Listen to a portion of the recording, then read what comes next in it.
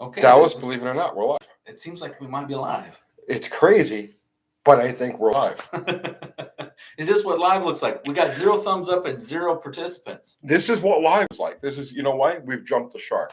I've obviously done something. We went over the shark? We went over, jumped the shark, right? I've obviously done something that was just so. We got 2 of them in there. Mike Smith. There you go. What's happening, brother, man? Matt Wheaton. Yo. Dickie Farley. Alexander Liz. Mike, Mike, is that the guy from the track yesterday or Sunday with the little kid? Hey, Alexander, what's happening? I got 2 thumbs up. See, we have people like now. There's 15 in there. Yeah, I got 2 thumbs up. They're piling in. Yeah, we'll get it. I'm sure Cabral's already hitting it and thumb down, right? I did. Did you see Mike Smith? He was there. He was there with his kid, with his son. I don't remember. I don't know if I met him or not. There's so many people I met, and I'm terrible with names. I'm absolutely horrible. I know. I'm terrible with them too. But I was like, I was going to bring the car over to the station lanes, and the kid was standing at the car. He says, "Come on, get him, go for a ride." He was like,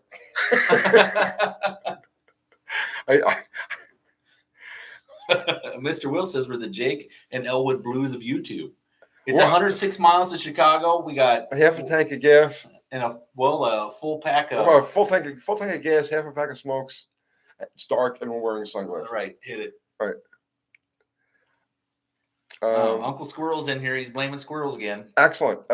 And Dickie Farley likes this, that we're live.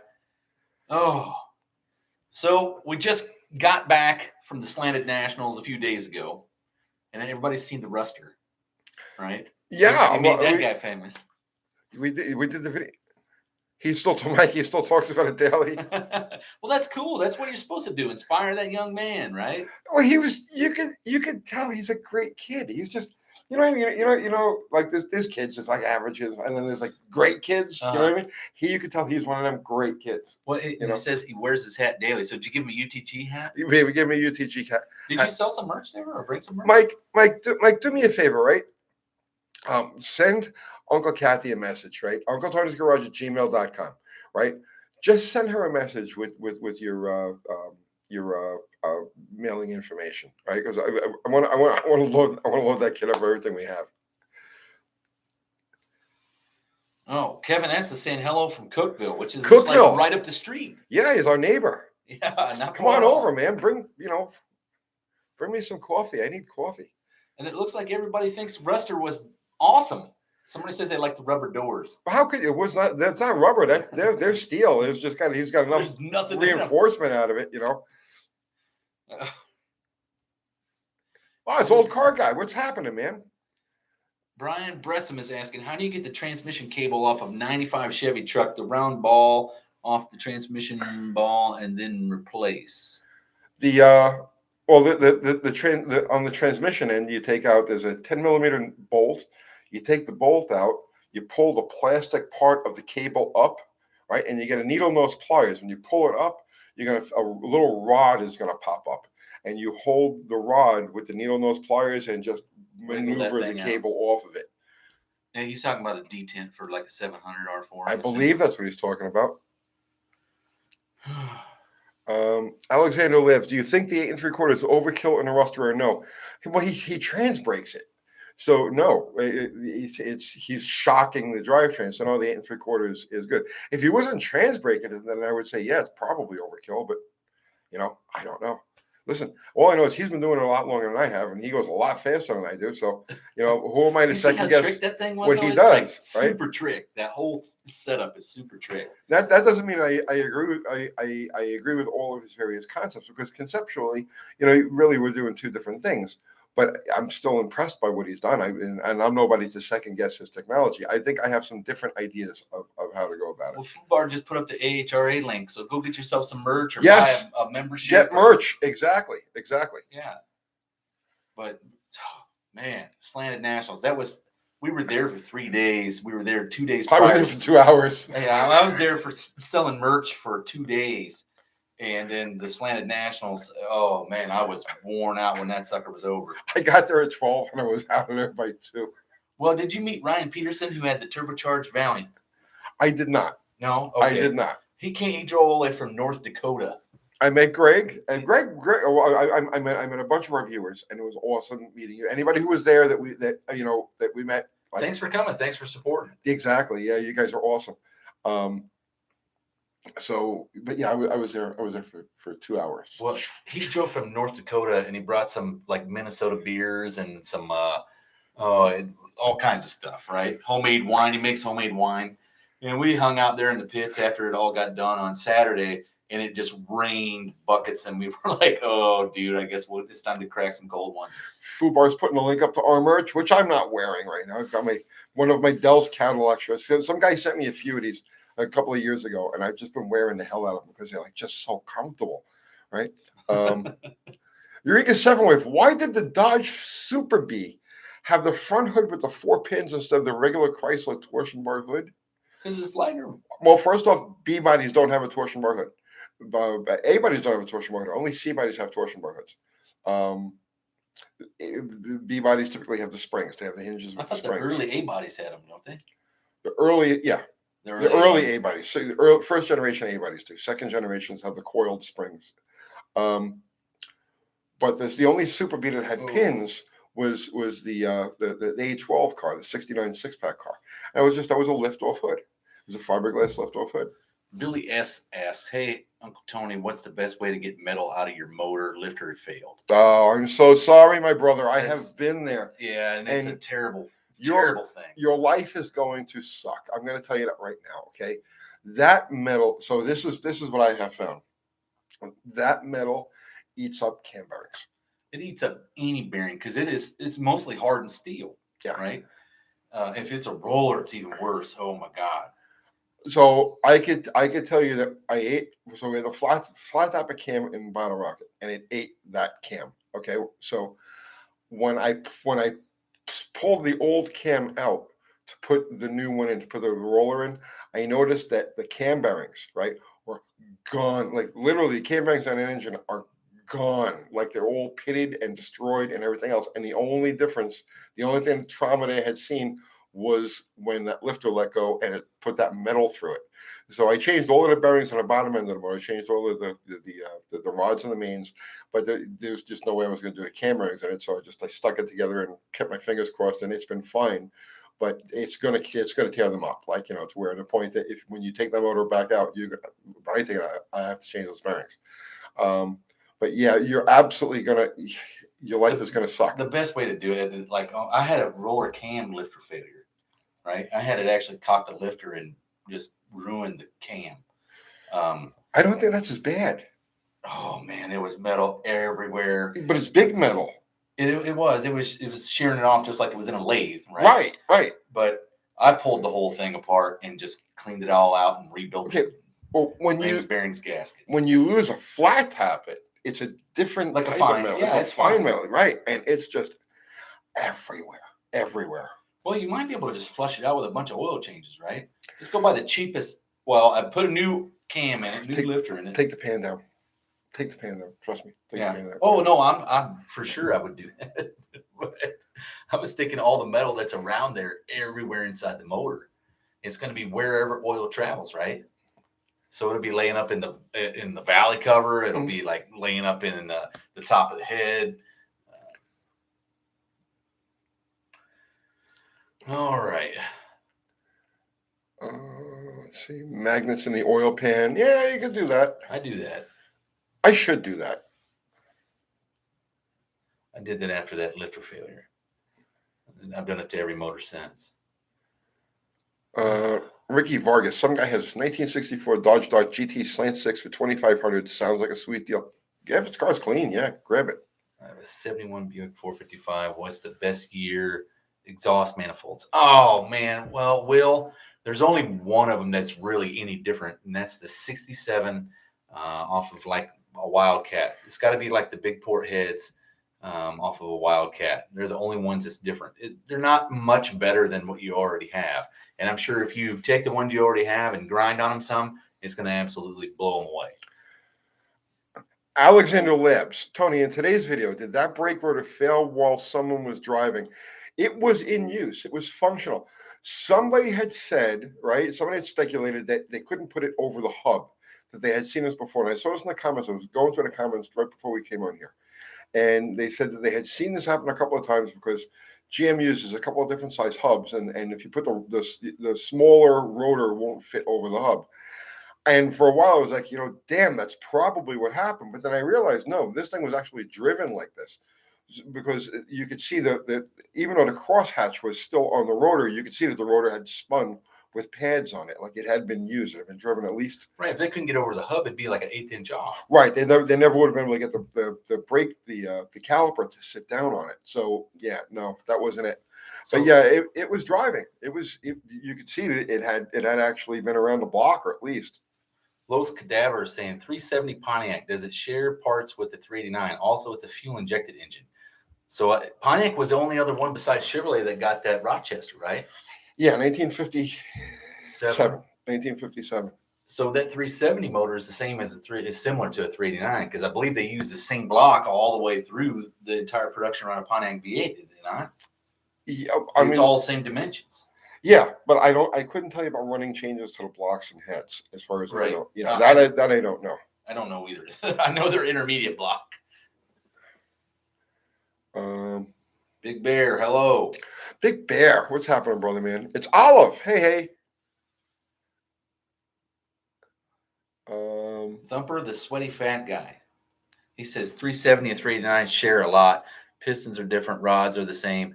Pre-64 389s will share most everything. And that's the good thing about Pontiac was, the intermediate block, they were all virtually just a change in bore and stroke from a 301 all the way to massive 455. Well, Thumper, the sweaty fat guy, you got a great name, can tell us can tell me when the year breaks on a Pontiac, but don't tell me.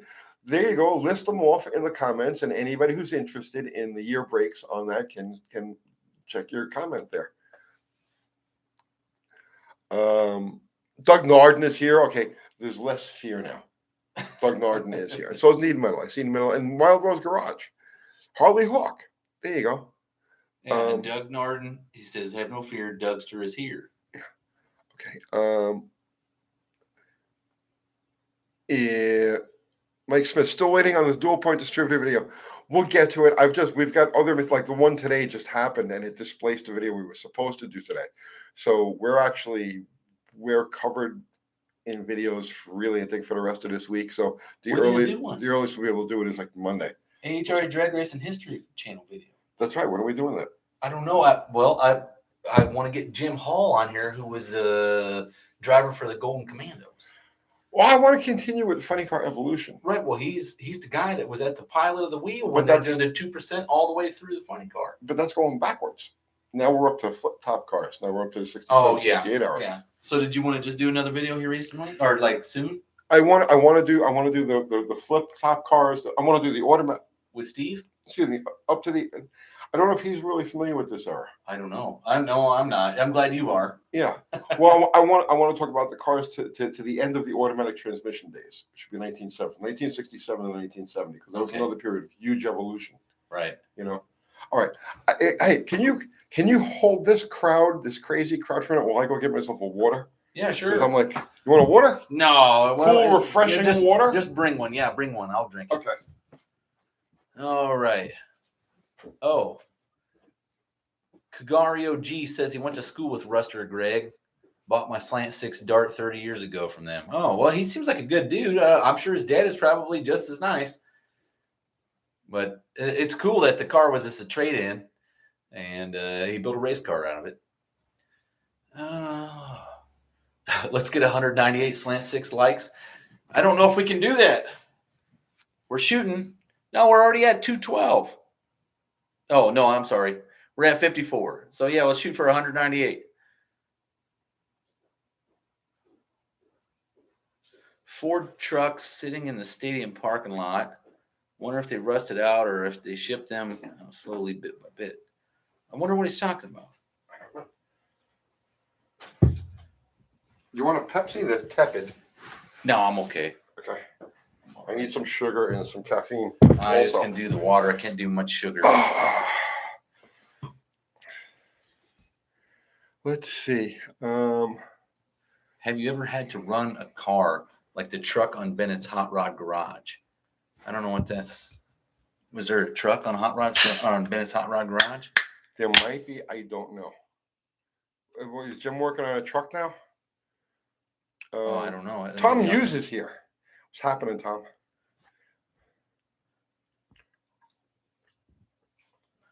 All right.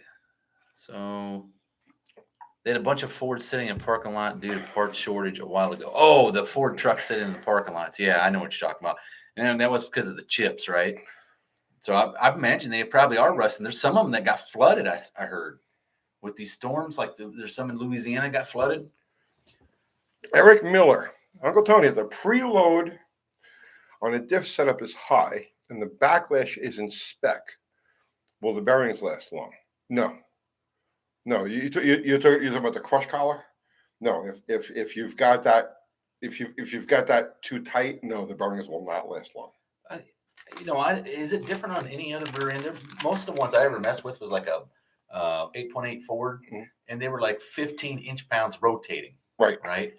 And I think that the reason why it is that number is because it's going to bed into that bearing and it'll actually lose some of that, right? Yes and no. Or the bearing in the race will bed in. Yeah. So it will lose some of that, I'm thinking. Well, I mean, yeah, if you went back and you checked it, let's say after 500 miles or so, it would probably be down to 8 or 10 rotationally. But if it's a performance application, I never ever use crush collar. Yeah, I always use an eliminator. If you could buy an eliminator, use the eliminator. If not, make your own. They're not that hard to do. Yeah. Yeah. Oh crap! Well, hey, so I figured out it wasn't the pinion seal leaking on my Suburban. It was the entire underside of the truck was covered in transmission fluid. So that's why I was dripping off the housing. And I'm like, oh, well, I'm just going to leave that. But yeah, I definitely need to look at that rear end. It is whining. The Monster Richards, after your interview yesterday, will you make some improvements to your Slance's cam bearings or oil delivery and cam gear wearing? It's not the cam bearings aren't the problem. The problem is comp when they on the comp cam there, the way they cut the teeth for the oil pump drive doesn't match exactly the way Chrysler did it, and so it'll eat up the. Do I plan on? Am I going to dry? No, I'm not gonna. I'm gonna work through whatever issues I have to keep a stock pump, and even if it means I'm gonna change the pump every couple of runs, I don't care. But I don't want the complication of an external system like that. John Chokanowski's asking me if my Suburban's two-wheel drive. Yes, it is. Mr. Wolf, Tony, did you ever run into or ever meet Indy and Larry as shoppers? Yes, Indy and Larry was an acquaintance of mine. I sold him a bunch of Yamaha. He was a Yamaha freak. I sold him a bunch of Yamaha stuff back in, I don't know. The last time I saw him was 1998, 1997, 1998. He was an interesting character. He was a really good guy. So here's 757 Optum says that Tony, you donated an engine to the truck at Hot Rod Garage. I'm assuming that's the Dodge that was making all the noise, right? Oh yeah. It made it to Texas on 5 cylinders and threw a rod. Oh shit! I don't know. I was there. Yeah, was it yesterday? I don't even know when I was there. I dropped by there. He had already left, and I went to pick up just whatever parts that they didn't use, and that was all I heard was that it left with a rod knock. Like, I don't know. I'm out of this one. So Conrad Francis says, do you know of a way to keep the rear sprag from exploding in a 727 other than shifting into second? I'm getting into drag race and don't trust myself to remember to shift in the burnout. You'll remember. As soon as the tires break, right? Just hit the shifter up in a second. That's all you got to do. Don't worry. It just becomes a second nature after a while. And then ST's Landscaping says, Tony or Dallas, have you guys heard anything about new Chevy trucks and vans having transmission issues? No, because I don't work on them, so people don't ask me questions about it. I wouldn't be surprised. I mean, they've morphed the transmission into like a computer controlled right. like 10 speed is 10 constantly speeds, shifting. Right. I know the tranny guys have all gone out of business. I know a couple of them have gone out of business. Here in Murfreesboro, they have. Yeah. And I was surprised, like, how are these guys going out of business? Well, they can't. It's impossible to put one of those transmissions out without it coming back and having to come out 2 or 3 times. So they're done. They're just transmission guys. Are just getting out of just going away. They're out of the business. Yeah, Rocky Myers saying I'm late to the show. Was it mentioned that the AHRA track Sykeston is for sale? Larry Jeffers just put it up for sale. Yeah, he put it up for sale last week, but I don't know if he's going to get what he's asking for it. I have no idea, and I don't know what's going to happen with it. I'm sure it's going to remain a drag strip, but because it's being sold as a turnkey track. It is a nice little track. Yeah.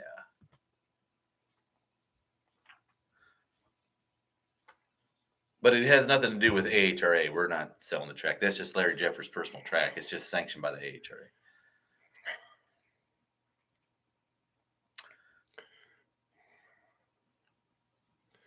Tony broke it, is my guess. What did I break? Maybe he's talking about that slant 6 in the truck. Oh, I didn't touch it. Huge chip maker. Oh, chip maker. Well, I mean, he should be surprised it even ran at all. I mean, wasn't it a core motor that you just had sitting around? It was just a core I had laying in the weeds. He needed a head off of it. So I said, take the head. And that head turned out to be cracked. So I gave him another head. And then And the sad part was there was one for sale the other day at that Slant 6 Nationals. No, there was, please. It was just a cluster. So at the end of it was just, I got to go. So here, just take everything. Just take the block, take the crank, take everything and make something out of it if you can. Hot chip maker, low dollar 318 street motor. Do you think I should upsize the valve to 188, 160 in the stock head with a home porting a job, or just use the 360 heads? Yeah, no. Street motor. You said 318 heads, aren't they a small chamber? Yeah, you can get a lot out of those heads, man. You can get a lot out of those heads. I would keep the compression up. I would keep the 318 heads. I tell you the truth. Even going to the larger size valves is kind of dubious. I don't know if you're really going to see a return on that investment, a real return on the investment. Well, some guys don't understand that shrouding is probably just as bad as leaving a stock set of heads on there, right? Right. You got to remember something. The small block Mopar combustion chamber is elliptical, okay, and it's so in other words, it's wider than it is tall. The east to west is bigger than north to south, and the 318 chamber is smaller in that respect.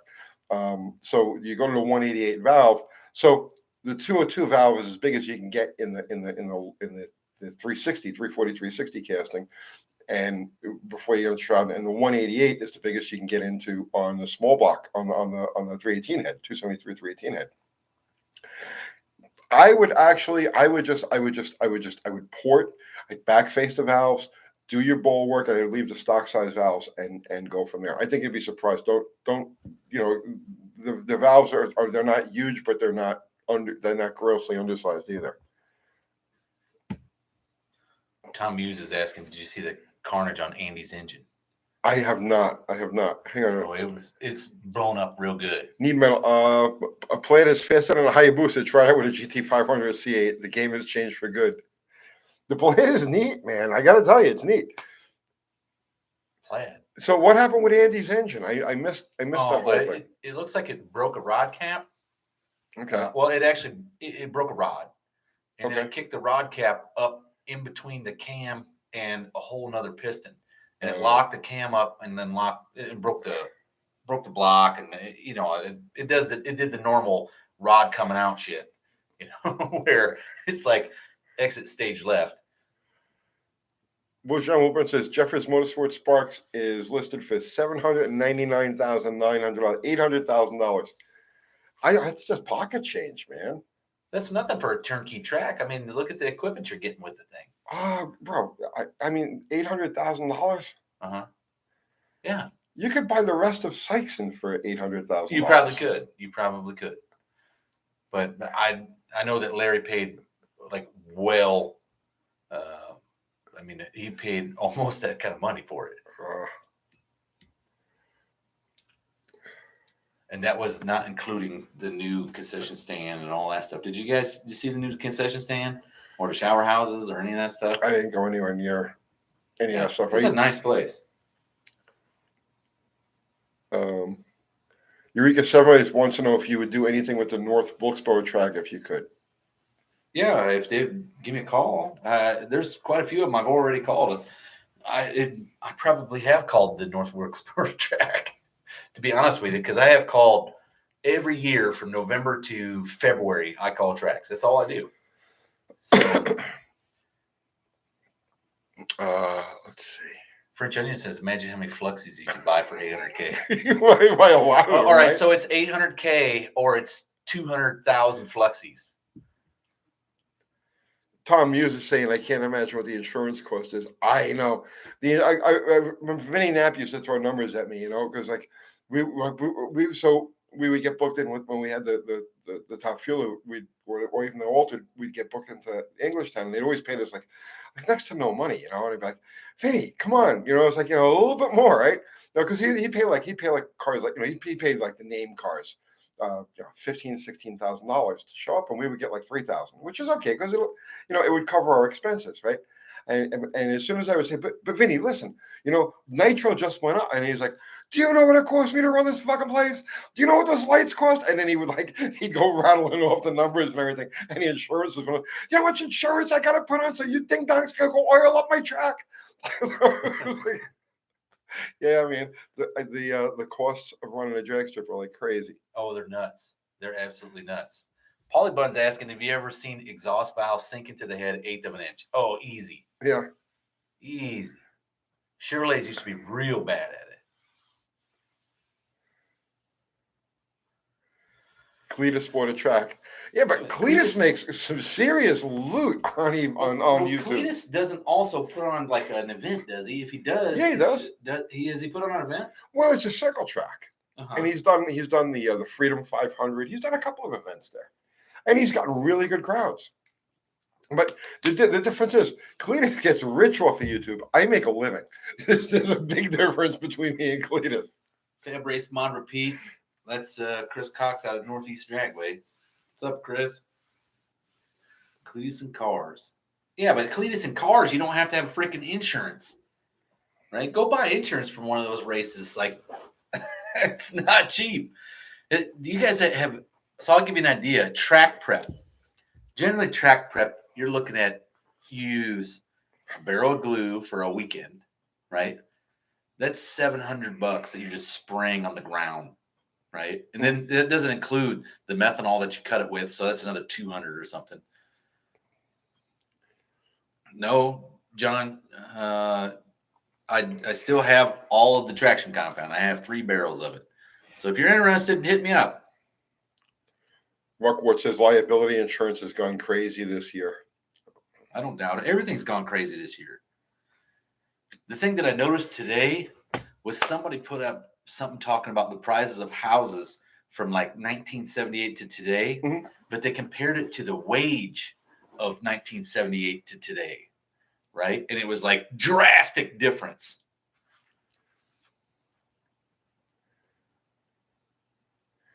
Matt asks, Cletus makes millions, Tony makes dozens. I do a little bit better than dozens, but yeah, no, I don't make millions. Well, that's why you're building stuff. What did you say? You got $13 in Bottle Rockets engine? That's why you're doing that. How much do I have? Didn't you say $13? $12. $12. I have $12. Okay, I'm sorry. I was way off. Yeah. Well, Plan Z, the total investment in Plan Z is about $1,800. That's not bad. Yeah. Oh, I'm putting my mock-up motor together for the special. So I got the tranny mounted to the bell housing, housing mounted on the motor. I got the 64 300 oil pan on it that I'm gonna have to cut up. And I got motor mounts on it, so I'm gonna drop it in and see how it all fits. But your buddy from the Oldsmobile Nationals that had the Jetfire. Yeah. I bought the 4-speed linkage from him. Right. Okay. French Onion says fiat money. Not for me, man. I convert it in like almost immediately.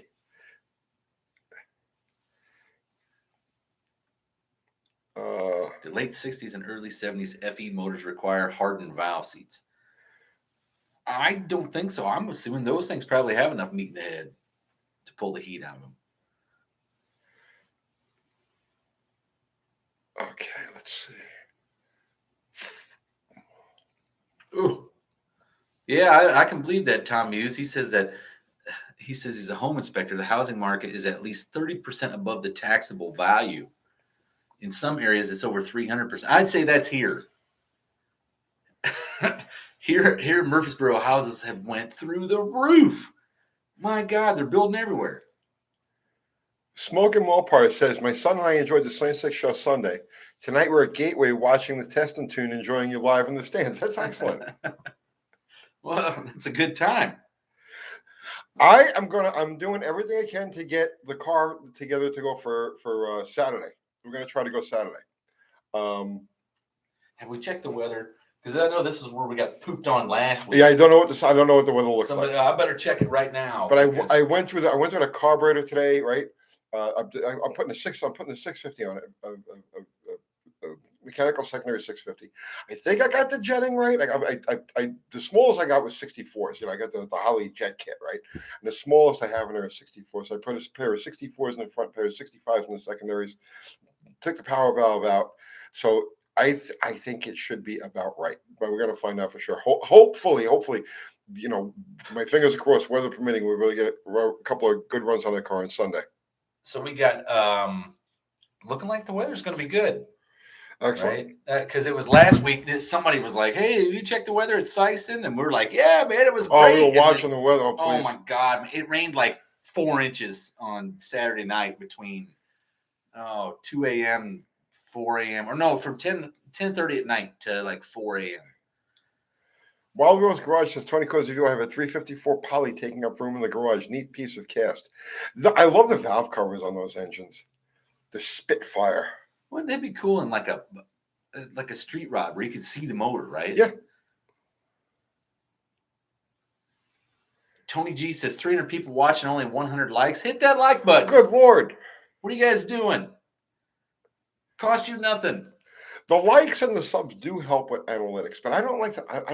I hate to be one of those YouTubers. You know what I mean? It's like, like, subscribe, ring the bell, do all thing. I hate doing it. I hate when people do that to me. So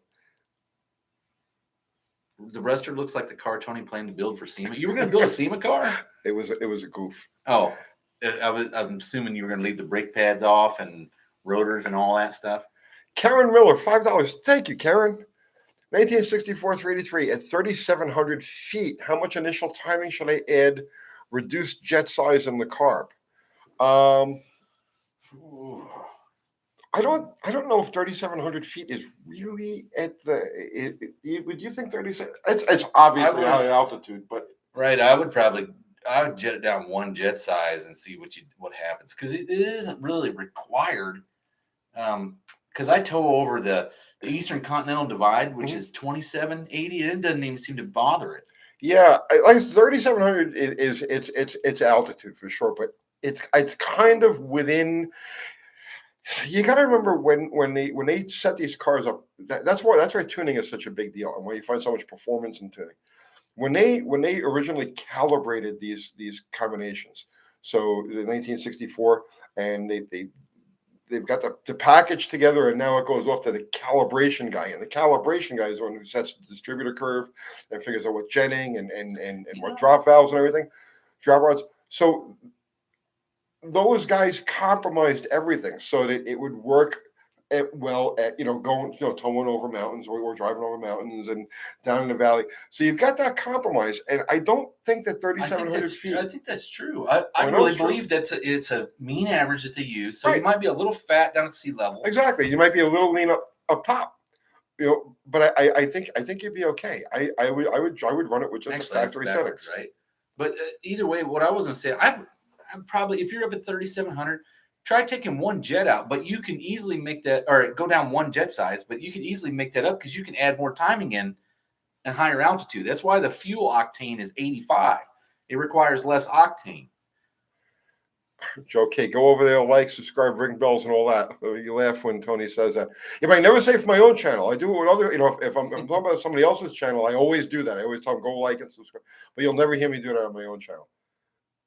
We did when we first got started, like when we had like 1,500 subscribers. We used to do that. We used to we would throw that stuff in there. But then once we got past like 30,000 or 40,000 subs, I said, I felt cheesy about it. It's like, look, if you like the channel enough to hit the button, but I'm not going to ask you to do it. Just do it because you want to do it. Tom Hughes says 2 jet sizes normally for each 1,000-foot increase. But Tom, would you agree that the factory setting is probably going to be a good mean average? Because the only ones I know of, there's only 2 different calibrations for the Q jets I'm aware of.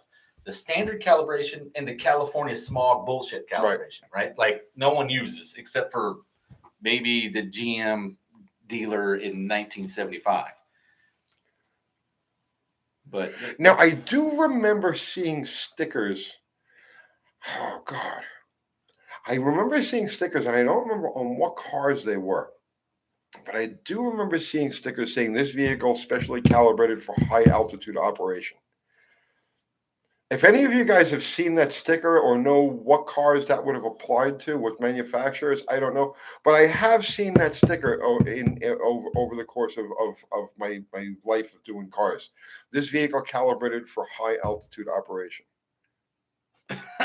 or Joe K says, or you can be like other YouTubers. If this video gets X likes, I'll jump bottle rocket over the Grand Canyon, over Snake River. Yeah, I'll perform eye surgery on Dallas. Yeah, I'm gonna need it. Hey, so what do you? I want everybody's honest opinion. The Slanted Nationals was okay this weekend. We're thinking about opening it up to all inliners next year.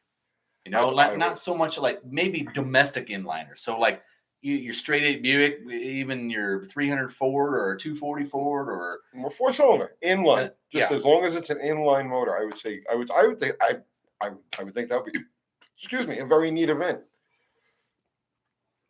I'm out of. Can you hold down this crowd for this crazy crowd for a minute while they are going kind of nuts. They are going nuts. Look at that. Oh, Danny Boyd 300 is the greatest inline 6 ever, and you know I just saw what I believe to be the greatest inline 6 drag race ever, which was the Slanted Nationals. There was some stuff out there that was doing stuff that should have never been doing. Right? It was unbelievable. But I do believe a 300 is pretty damn robust. They're really good motors. Yeah. It's like the anvil of inline 6 cylinders. Roll up your cigarettes. That's right. Tony's going to go get some. Tom Muse says from the factory, the jets are set for the shop's altitude. So GM, Ford, and Chrysler at the time being Detroit, 1,500 altitude. So jet sizes down for sea level or 2 jets up for Colorado, vice versa. Okay. I've used a 74 Chevy Nova 250 inline 3-speed column shift. No, I have a 300 F100 83 3-speed column shift. It needs work. Short bed. Tom, what about the transition circuitry? Wouldn't that really be where the difference? Because I mean, jetting, yeah, foot to the floor. But wouldn't the transition part throttle? The part throttle. That's why GM had those adjustable part throttles. Was essentially for that. Well, it's the same thing with the Edelbrocks or the Carters of the day. You know, because the AFBs, AVSs, they had those easily adjustable drop rods, so you could pull tune-up changes like that. Huh. They didn't make those drop rods as accessible as they were. Douglas Feeler says that the altitude stickers were on Chevrolet products. Okay. Mopar Man 78, is he here? Hey, look, I brought your email that you sent me and Tony. I've never been around a 292. They're great too. I'll tell you what was neatest thing I seen this weekend. Okay, so Mr. Will's asking Dallas, what was the biggest Q jet made and what car did it go on? The biggest one I've ever seen is 800 CFM, what's claimed to be the 800 CFM. And they were on Buicks, Cadillacs, but almost everything past like 1972 got them. And they were all then essentially 800 CFM up. But I don't know if that's true on like, say, a 231 V6 turbocharged or even the 4.1 liter V6. I have not seen one. So, but this weekend they had the neatest thing that they had at the track was a dragster that had a 3-liter Mercruiser engine in it, which was a 4-cylinder Chevrolet, which is virtually 3/4 of a 292 Chevy. Okay. It's what they used to use in midgets. All right. Right? Oh my God, did this thing run? they couldn't get the fueling system figured out because it's got a mechanical injection set up on it. And it was either lean or fat, and they couldn't get it all dialed in. But God, man, when they made one pass and it was popping and farting off the line, and at about the 60-foot mark, that sucker came alive, and it was like a freight train of pissed off bumblebees. See, I had the exact opposite. I had the exact opposite problem. You had a good out of a hole, and then it was just on its face, huh? Yep. Let's see. So, Mopar Man, 1978 says, take it easy on him. So I'm not going to beat you up on it. Oh, yeah, Mike Smith, that Turbo Valiant was awesome. He got that thing running, I think, 750 in the 8th mile. Wow. And, I think he said it ran like 10 or 11 O's. 11 O's in the quarter. Which one was that, Neil? That was was like a burgundy color. Streetcar, right? Like a regular streetcar. And it had keystones on it. That's Yeah, when I yeah, sent yeah. you the video or the picture of. Right. I was too busy talking to people and oh yeah, to really. Well, it was him and the dragster that were in it for the Super 6 shootout. Okay. Right, and that dragster was running what, 670? What was it? Those were the two fastest cars on the property. They were in the final for the Super 6 shootout, and I think he laid down like a 750, but it melted a hole in the header, and he covered it up with a piece of aluminum pop can and freaking hose clamps, and went up there and made a pass. But it did run a 750.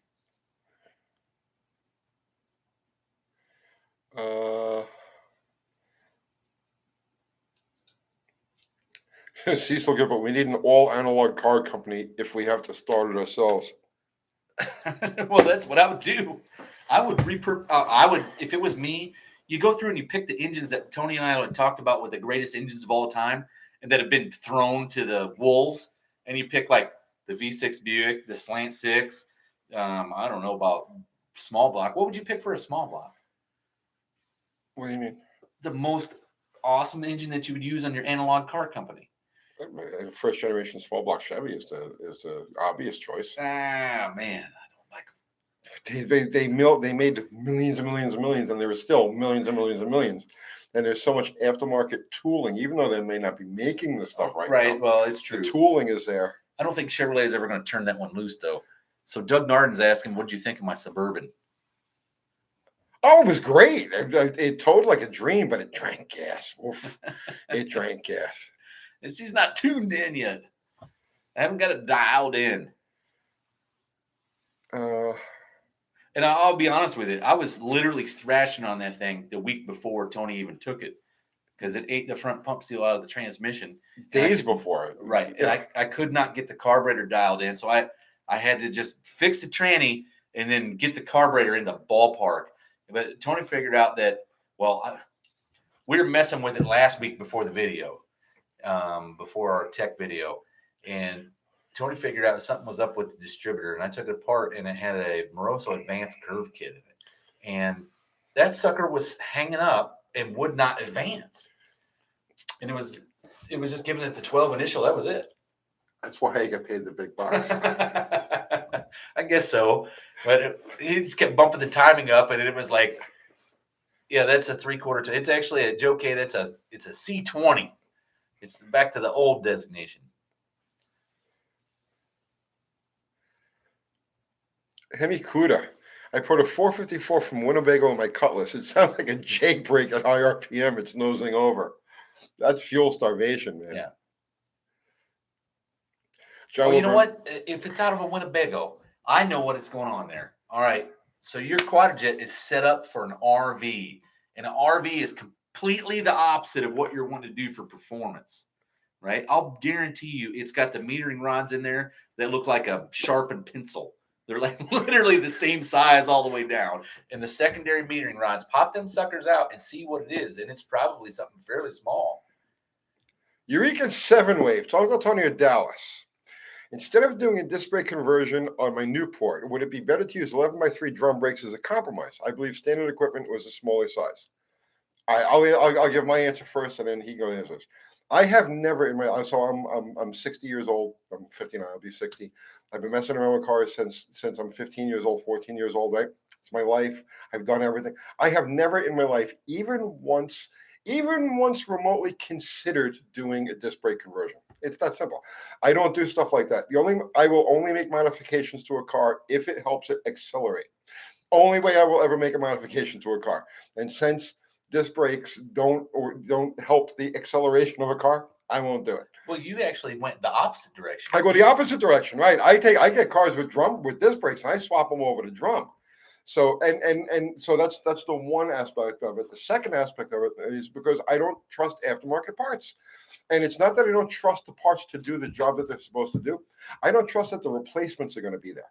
And I had this happen with a friend of mine's race car. It was a tube chassis. I told the story. It was a tube chassis Daytona, and he was having problems with it. It was a big block car, and he says, "Take this thing for a run and see what you think." Right. So I did. I made a run with the car, and while I'm trying to like dial into what the car is doing. Right. I wasn't really paying attention to anything else. It had one of the brake calipers was dragging. So when I get to the lights, I let off and I hit the brake. Okay. And the car makes this hard left, all right? Or I came that close to rolling it, right? I steered it back, use a little finesse. I got it back, right? And what happened was the left front caliper had seized. Well, it was a Hurst Earhart setup, right? And the whole front end of the car was built around it. Well, the parts for it weren't available anymore. So he lost the whole rest of the season and ended up having to fucking rebuild the entire front half of the car. The front suspension and everything because this part wasn't available anymore. And it's like in my mind, it's like unless it's absolutely necessary, why would you subject yourself to that sort of thing? Work with the factory parts. Doug Feeler saying, didn't you put discs on Bottle Rocket? They went back to drums. I think it was discs to begin with. Wasn't I it? never put it came with discs. I would never. I'm telling you, there is nothing, no force of nature that could make me do a disc brake conversion on a car. It ain't gonna happen. So Doug Narton says, if anyone has a Sun distributor machine and needs parts to fix, rebuild, search Paramount Distributors, one-stop shopping. So here's this. Okay. D-Nor says 2 Eaton M90 superchargers on a 350 small block Chevrolet. There used to be a website, I don't know if it's still up anymore, called toohighpsi.com, which was a guy that put 2 of those on a 351 Windsor. And the car was running like, I don't remember, 9, 8, something. It was in a big Thunderbird like I got. But so back to your original question about the drum brakes deal was, so disc brake conversions are usually cost about $600 to $800, right? Right. Here's what a lot of people don't think of. So on my race car, I started running out of cash when it got to be to brake time. And, I did the front brakes. It was already discs. I just converted them to a lighter Strange setup, right? The rear, I'm like, crap, I don't have the money for disc brakes, and what am I going to do? So I started doing some research, and I found out the backing plates from a Windstar, Ford Windstar with a towing package would fit on there, and they went from like a 10-inch drum to like a 12-inch drum that was like 2.5 inches wide.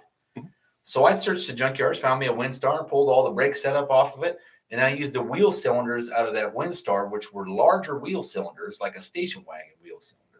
You can make a set of drum brakes really badass for really low buck.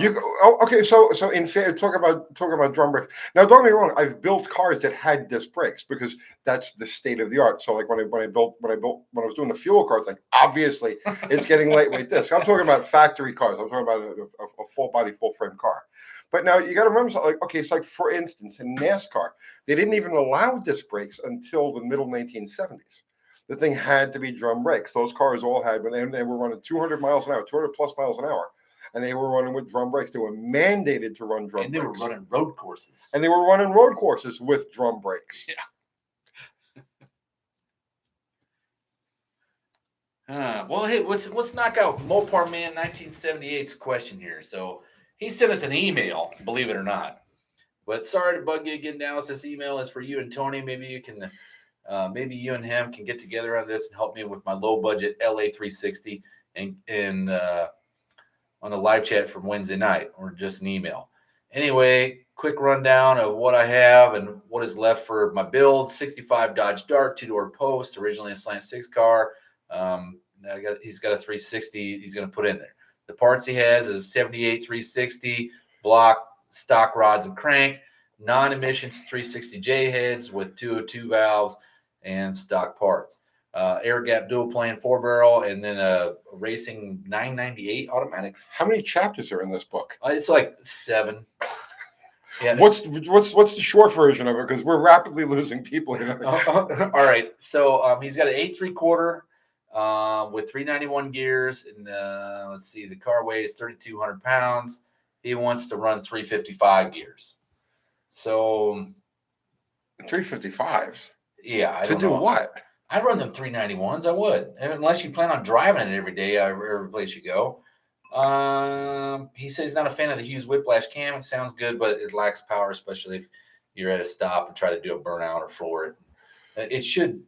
I'm assuming that Hughes Whiplash cam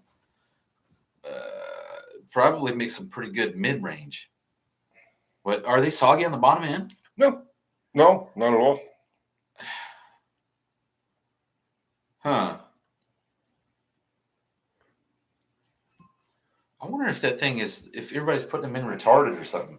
Because, see, that's one thing that we should probably do on our tech video is actually degree a camshaft live, right? Because there is guys that don't know how to do that. And it's actually quite simple. I did a video on the way I do it with the feeler gauge. Right. But to do one with the degree, actually, you know what would be a good video? You do one with the wheel, and I'll do one with the feeler gauge, and we'll have a third person check them. And see how close it is. Yeah, that should be like Polito. Polito fucking can check that shit off the top of his head. Yeah. So we need the same cam, right? Yeah, have to be the same cam. I wonder if I got 2 Smogger 70 Buick cams or something. You know, like we'll see.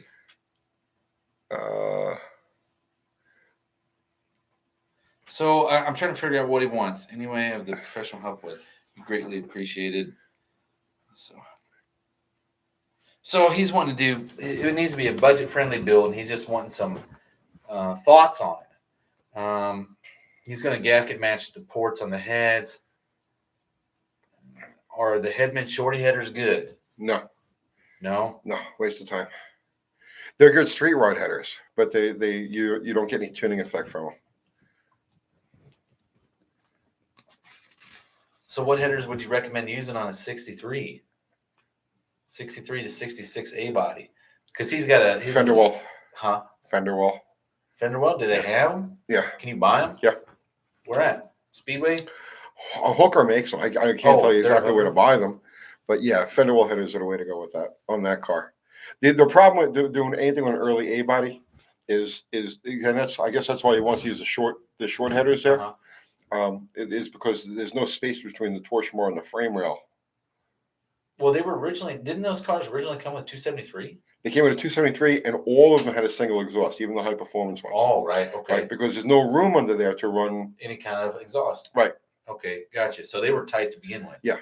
So if you're going for a performance build with that. Well, because I think those cars, weren't they originally designed like the Nova, where it was intended for the slant six motor? Right. And it like the V8 was an afterthought. It was a bad fit, a really bad fit. Really? Yeah. Okay. All right. So anything besides the Hughes Whiplash you would throw out there for Mopar Man 1978?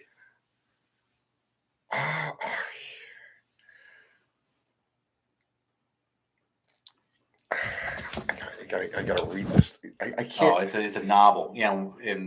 Yeah, it's like way too much info to digest here like this now. That's why I was trying to give you the Cliff Notes version.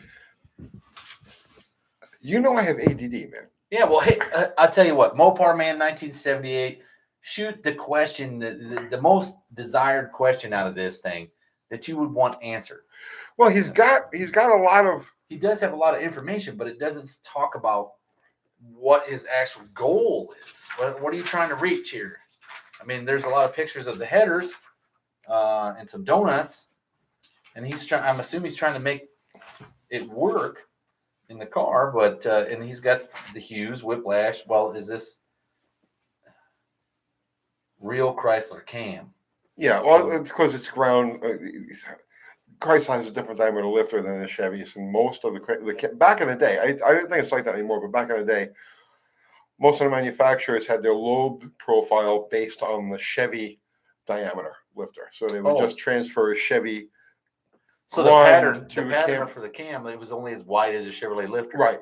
Okay. So, So they're making it like where it's the width of the Chrysler lifter. Right. Well, that's good. Okay. No, you don't have to be sorry there, Mopar man. Just tell me what's the most important thing that you wanted answered.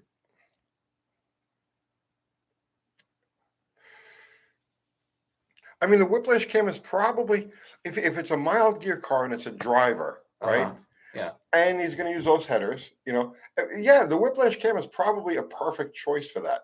But like, again, see, what is the goal with the car? That's the big question. Right. If you're going to be driving it every day, I mean, because if you got a set of 391 gears, that's what I'd be having in there. Roger Isbell saying that fender well headers are $850 to $1,200.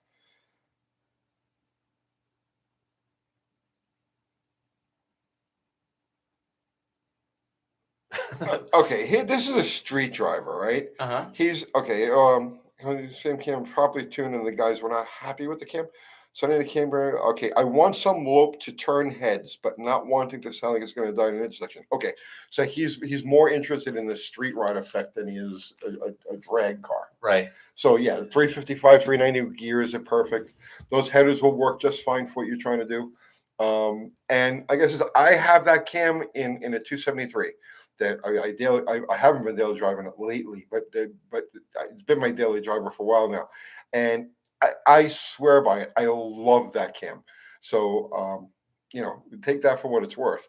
And I've seen other people who were disappointed in it, but I don't know what they were expecting it to do. To tell you the truth, from what I've noticed with camshafts and valve train stuff here lately, I'd probably stick to something that's tried and true that you haven't heard bad shit about. Like, I mean, I was kind of surprised when the guy with the Ruster said, "Yeah, I got a custom ground Schneider cam." Right? Like, well, I had a custom ground Schneider cam too, but I haven't heard any failures out of those guys.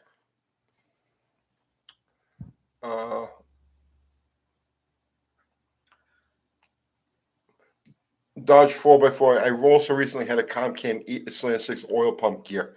Yeah, I'm telling you, I had the pan off before because I wanted to look everything over, and yeah, you could see that it's starting to eat into the oil pump drive. So I'm just going to take another oil pump with me the next time we go out and just expect for it to break. Can you swap it out easy? Yeah. The oil pump? Yeah. It's just on the side of the block. Oh, you can't take you don't have to take the pan off? No. Huh. Thank you, Mike. Do you have any experience with the old purple shaft cams? And if so, what's your thoughts on the 508 small block cam?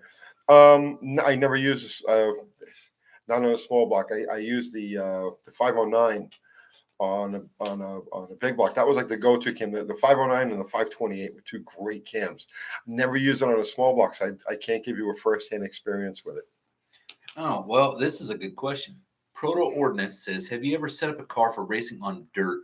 Curious how it changes. I would have to say it would have to be soft on the bottom end because you don't want all the torque coming on early because you don't have the traction capability. Yeah, I'm lost on that. I have no idea. Dodge 4x4 from a gear wore it until it was almost nothing was left and finally stripped out.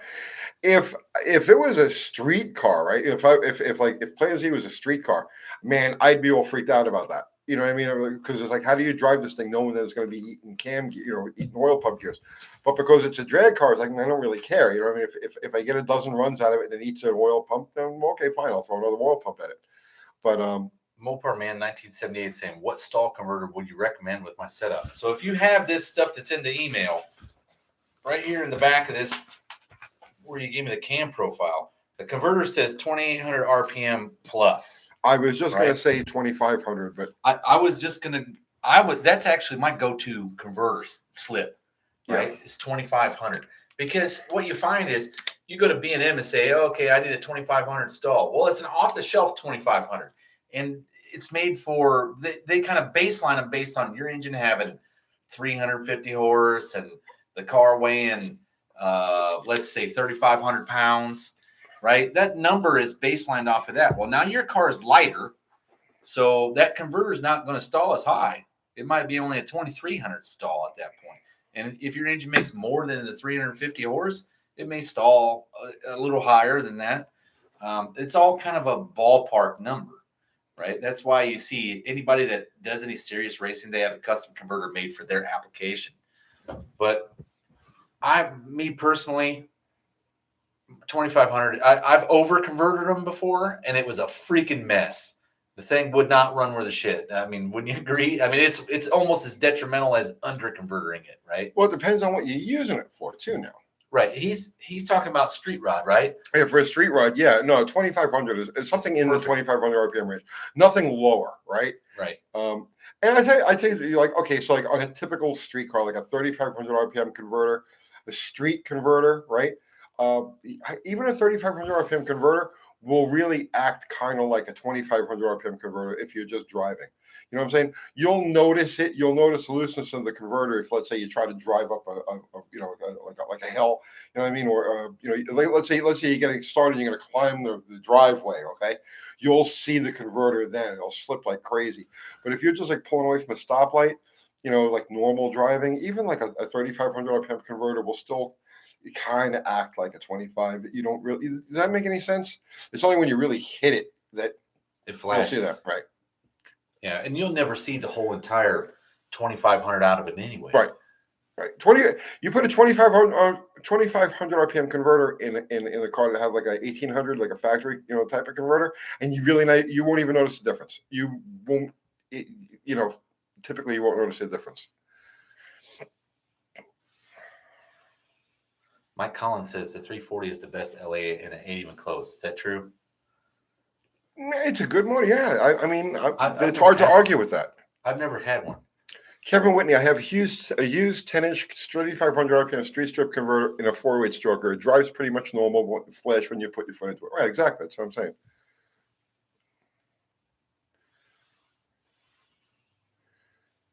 Small blocks with less torque will take out stall, while big torque engines could go beyond the advertised stall. Yeah, right.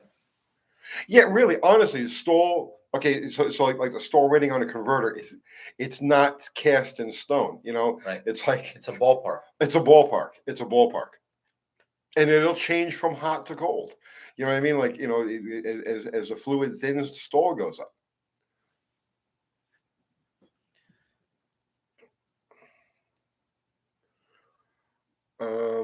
DBC 105, you going to be at the Music City show in a couple of weeks? I may swing through there to pick up a couple of parts. Oh, they're doing a swap meet? It's a Mopar show. The Music City Mopar show. I'm going to a Jeep event this coming Sunday. Is it Sunday? Here in Christiana. I'm looking forward to that. Yeah, weight. Well, Jason's garage says stall depends on weight and torque and rear gear. And there's a few factors to it, but those are the big ones. Yeah. Also your camshaft profile, because you might not have all that low end grunt that you had before. Right. Dallas, did you start your car hobby after your service, or did you spend time at the station's auto hobby shop? Oh, I was in the auto hobby shop incessantly. I was probably one of the regulars at the auto hobby shop wherever I was stationed at. I would have to say, I painted a car I built a whole entire car in the one in Pearl Harbor. Built an 87 Monte Carlo Super Sport, and then I painted it in there. So, but I also spent a lot of time at the one in Wahiwa. Tony, don't forget your helmet and seatbelt Sunday or all the thing. It's not that kind of event. No, it's like a meet and greet type of thing. It's just like the local Jeepsters. So that's why I'm going there to meet some of the local Jeep guys, so that I can hook up with somebody and actually go out on the trails. This is happening at a winery. All right, so Nathaniel, what is it? Menzies. Menzies, what do you think of? I'm sorry if I butchered your name. What do you think of the 1950s Cadillac Motors 390 and 500 and Street Driver? The 500 didn't come out till late Yeah, the 70s. 70s. So, but those Cadillac motors, all of them were supposed to be torque monsters. I've never had one. And see, they had like Dynaflow style transmissions, just like the Buicks did. So they'd have to be a torque monster to get the thing moving. Slant 6, French onion, Slant 6, 2JZ, not even close. The Slant 6 might, I mean, the Slant 6 might as well have a ripcord on it. Just start it with a ripcord. Apples and oranges, man. The 2JZ is a real engine. The Slant 6 is kind of like a neat novelty that we play with. Well, and the reason for it is it wasn't meant to go fast. That's what makes it interesting when you build something fast out of a Slant 6. I cannot wait to see what this thing does with that carburetor on it. It was so close. It was so close. It just needed to pull a little bit harder.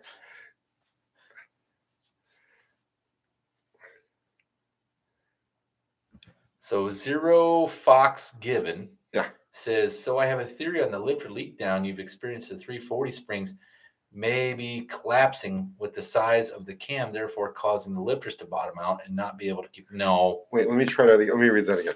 So I have a theory on the lifter leak down you've experienced on the 340s. You've experienced may be collapsing with that size of cam, therefore causing the lifters to bottom out. No, first, the 340 springs aren't stout enough to do that. I mean, like you're talking about a regular 340 valve spring. It's nothing crazy. They're good to like 6,500 RPM, fresh, and those are fresh, but there's not a lot of seat pressure there. The cam isn't that big either. You're talking about a 540 lift cam. That's not that big either. No, it should, in theory, there shouldn't be any leak at all. So Mopar Man 1978 saying that header set, the header set I mentioned is only $285 for the set. Then do the mods on the driver's side pipe, cheap compared to the $600 to $800 for a small block and a 63 to 66 A body. That would be the way I would go, especially if it's just a street driver. You're not really going to know much of a difference. You're not Yeah, see no, for what you're doing, those headers are fine. Mr. Will, $10. Thank you, sir. UT, I heard one of your recent lives. You said that the late 70s 440 is stronger than the earlier 440. The number on my 76 CHP 440, it has stamped 6T440 on the top pad of block. This 6T mean if dyno 513 horsepower. Yeah. I have no idea what 6T means. Well, he says the 76. I'm assuming that 6 probably is the year indicator. It's possible. I have no idea. There are so many different markings, and no, I have no idea that. I don't think that marking has any significance in a modified engine, but yours is modified. But those blocks, the 76 and newer blocks, have a thicker main web. Those blocks used in the revised 1970-71 Hemi 426 Hemi main saddle. So out of all of the RB motors, all of the 440s or 413s or any of those 76, 77, 78 440s have the thickest main webs, so they'll take the most punishment. So Proto Ordinance says, if you're starting from a blank slate, Power Glide or 727 or question mark. How much power you got? Well, and what are you trying to accomplish? Right. Because see, a Power Glide is not what I would consider a great street driving transmission, especially if you got a small block. Right. Right. Yeah. Unless it's a flyweight car. Right. Right. And that'll work well in something like a Nova or, right. But it sounds like you have a Chrysler product and you're trying to determine if you want to put a 3-speed or a 2-speed. Yeah. If it's a street car at street weight with a typical street engine. So let's go with the 35s, right? 350 horsepower, 3,500 pounds. Okay. No, you definitely do not want to use a Power Glide in that. You'll be miserable with it. You'll have to run like a 5,000 RPM converter to make the car work. But if it's a light car under 3,000 pounds, a lot of horsepower, over 500 horsepower, deep gears, 5 series gears or so, then yeah, power glide would be the way to go. So Bruce Coltgen is asking, what RPM at 60 mile an hour does your Suburban run? I want to say it was like 2,200 RPM, 2,300. Yeah, like 2,300. It's Ari. He barely made it, but you made it, and we're all much better for that. Yeah, he slipped in under the wire. You want to put a power glide behind a 454? Well, it happens a lot in drag racing. It's not ideal for street driving. There's a reason why they went to a 3-speed, and then later, and now you got 10 speeds. But it keeps the engine in the power band for when you're driving and you're actually doing work with it. New City Carpet. This is a good question. I like this question. How important is zero decking? Ooh, it's not. It's not, as long as you can get your quench to ideal number. Well, that's the whole point. What I was going to say is okay. So zero decking is one of those like catchphrases. It's like, ooh, zero deck, right? Without having any context behind it. There's only one reason you would ever want to have where zero deck would be important is if you're building a quench engine. That only counts if you're building a closed chamber head with a thin combustion with a thin head gasket. So because over like 25,000, we were just talking about this, like 25,000ths of an inch or so, there's no quench effect. So the only reason you would zero deck is to get the piston even with the deck, so that your closed chamber head is right there, and the only gap between the head and the piston is going to be the head gasket. I was always told that the perfect deck and head relation number was 40 thousandths, right? That seems loose. Well, that's just the number that I was always told. But zero decking, see, that's why guys started throwing zero decking out there, because generally the head gasket thickness is 40 thousandths, right? Plus or minus a couple thousandths. And I believe that's probably why they were zero decking a lot of them. Mm-hmm. Now, that 308 Buick I just finished, that one was zero deck, right? But the 350 Buick that I'm putting together for this 63 Special is 10 out of the hole, mm-hmm. right? So I shopped around and I found a 40. But it's an open chamber head. It is an open chamber head. Right. Yes. So it doesn't matter at that point. It does not matter because there is no quench pad. Right. But the zero deck phrase, it's like that. I like it, people just throw it out there, without having any meaning.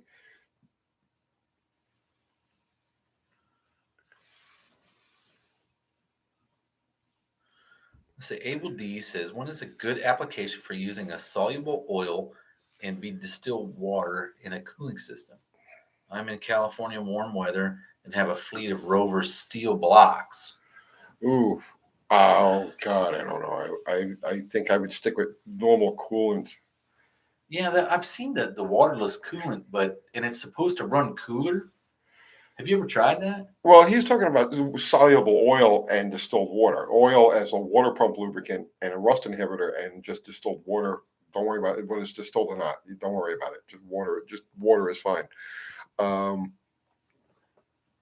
in California. So what I did on my race car, and when I came across this, because tracks don't let you use an antifreeze anymore, right? That went away 20 years ago. So what I started doing was distilled water, like it can be regular water, and then I put water wetter in it, or purple ice. What's another one? They got a couple of other ones, but they're all the same thing. It's virtually just like you're saying, a lubricant for the water pump. But then in the cooling system where the petcock is at, I bought a zinc anode. Are you familiar with that? No. What is zinc anode? Okay, so a zinc anode was used, and then I ran across them in the Navy because they're used on ships. And a zinc anode is a sacrificial piece of zinc. Okay. Right? And what you have is when your cooling system's like, say, brass, copper, and the block is cast iron, or the heads are aluminum, or whatever, you get all this bimetallic corrosion because all of the water is moving through there, and it creates like a battery situation. Okay. Electrolysis. Right. Well, what happens is the zinc freely gives up its electrons over any other metal. Okay. Right? So to keep all your stuff from corroding, and it'll just chew that zinc up, and then you just buy another zinc for $3. How long did it last? It's still in the car now. It's been in there for 6-7 years. Can you throw a few pennies in there and get the same effect? Oh, I don't know. You probably could. You'd have to take the copper coating off, I'm sure. I don't think they have a copper coating on the newest pennies. Oh, they don't? No, I don't believe so. I think they're just zinc. Are they just zinc? Yeah. You probably could do that. I could look into that. Yeah, we should try it out.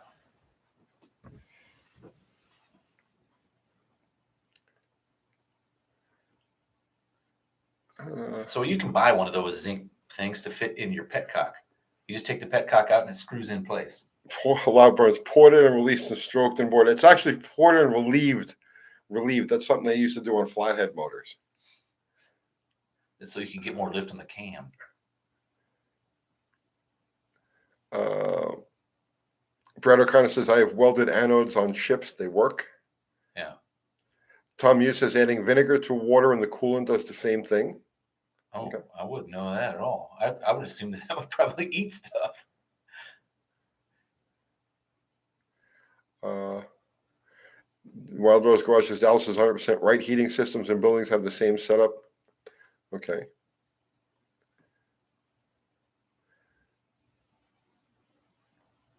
I'm redoing my induction setup, says Tamer Stash Check. Thinking 2 4s and a 6-pack. So a 10-pack. Well, no, 2 4s. Tall Garage says, we still relieve flathead V8s. Yeah, there you go. See, I mess with slant 6s. He messes with flatheads. It's like, yeah, it's right. That's where the fun is. Yeah, well, you're welcome. If nobody's ever thought of that, that's shipboard kind of stuff. They do it on small boats too. Danny Boyd, someone mentioned pouring some brake fluid in your coolant will stop rust. It'll also kill the seal in your water pump. What, really? Yeah. It swells I'm the seal. assuming it would probably eat the rubber on the hoses too. Swells, yeah. It'll swell, but I mean, I'm thinking in terms of a race car, right? Because you want to get the coolant out of it, so you wouldn't really have the like the heater hoses and all the other shit. But for sure, definitely, it'll swell the seal on the swell the rubber on the water pump seal. I just bought one of them super Gucci electric water pumps, and I'm like, I could see the thing getting clogged up with corrosion, and I'm like, man, I'll spend the $3 and put the freaking the anode in there. Caleb Brown says the cooling towers at my work use sacrificial zinc tabs to extend cooling tower tube life. Correct. Loud Burns, it is called a sacrificial zinc anode. That's right.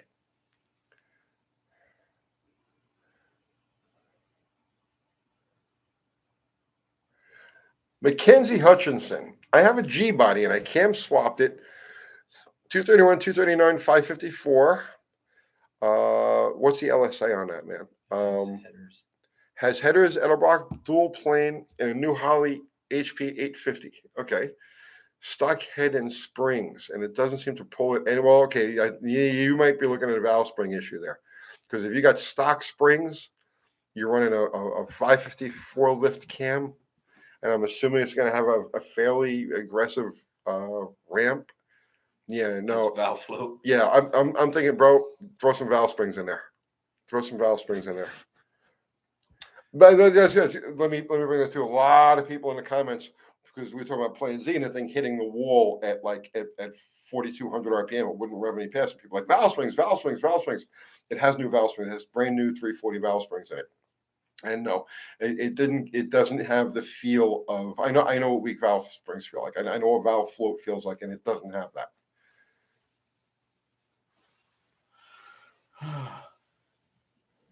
Rude Mopar dude says he did an alignment on his Miata track car today. The thing is like a go-kart with mirrors. I can see. Oh yeah, it's fun, man. It's fun. I wanted to take it home this week and just cruise it. There's really nothing here. There's just like a road, right? So I wanted to bring it back into my neighborhood and just use it for my running around for a while. And I'll probably get it this week. Plan Z must have a Winnebago carburetor on it. It has a 750 vacuum secondary on it, and I'm certain I'm not getting any secondary opening on it. So I wonder if you decrease the size of the vacuum secondary carburetor, it would put more pressure on the door to open it up. Well, it would, but that's besides the point. I'm just gonna throw a double pumper on it and be done. Oh yeah, and you don't have to worry about it. Right. Nate B says he's bummed that he missed the Slanted Nationals. I live 20 minutes from there. If it's too aggressive, if it's just too much, then I can play with the throttle linkage and start limiting the amount of throttle opening. Right. Oh, Auto 1303 asked UTG Dallas, what chemical solution do you prefer for soaking carbs? I don't soak them. Not that I have anything against soaking them. It's just not something I do. But I know you do. I do. I soak them, but I just use a carb dip. I'll tell you what, Berryman's carb dip works good. Don't leave it in there for an extended period of time, or you'll have no carb because it will eat the carburetor. Because I left one in there for a week. I'm like, oh man, if overnight's good, I'll bet a week is kick ass. And I put it in there and pulled it all. It ate the anodization off of it. It ate all kinds of shit off of it. And I ended up just chucking the carburetor. But I like the Berryman's carb dip. Peter Kovacs, wouldn't too much advance, aka running out of cam, act like a natural road climber? It certainly would. And if this carburetor thing doesn't pick up, if it doesn't, then I'm gonna give the cam a good hard look. But I'm not even gonna think about that until I've got this on the car, got it basically dialed in, and I can make a couple of shots with it and see how it feels. See if it pulls past. There's no reason that engine shouldn't run out to 5,500, 5,800 RPM and pull. So we'll find out. But yes, it is definitely possible. That's the problem. But one change at a time, one step at a time, and this is the first step. So Wild Rose Garage, Tony in Dallas, I have an AFB, launches great off idle. Bogs, if launched up against a converter, what's the issue? Not enough pump shot. Yep, you need more accelerator pump because it's getting a full accelerator pump shot when you're leaving directly off of idle. Right. Move. Okay, you got three holes in the accelerator pump on, and so the flat punch one is the one closest to the carburetor. That gives you the most aggressive shot. Okay, if you want to lengthen the shot, move it to the outboard hole. So basically, if you have flat punching, put it in the closest hole, and if you're preloading it, you're going to quarter throttle or so, against the brake, then you want to extend the length of the shot, and that should fix it for you.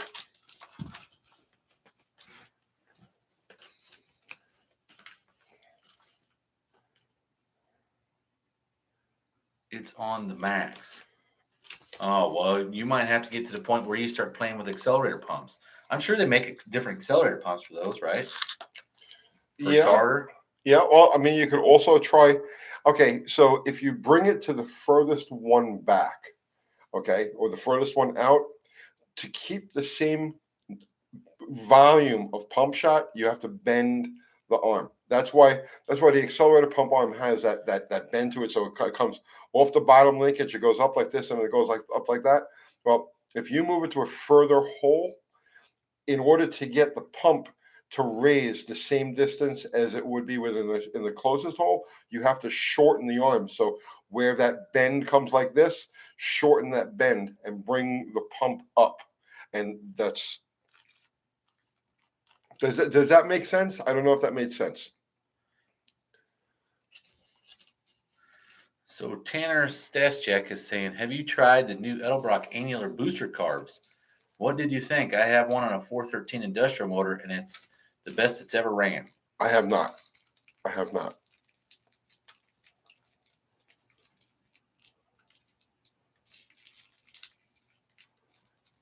Oh, hit the. Oh, yeah.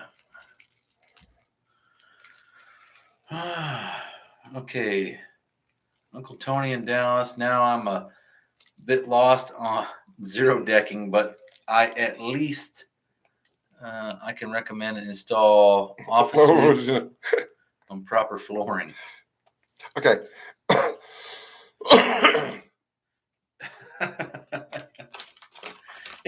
Okay. So the more deck, the more deck area you have above the top of the piston, generally the more prone they are to detonation, right?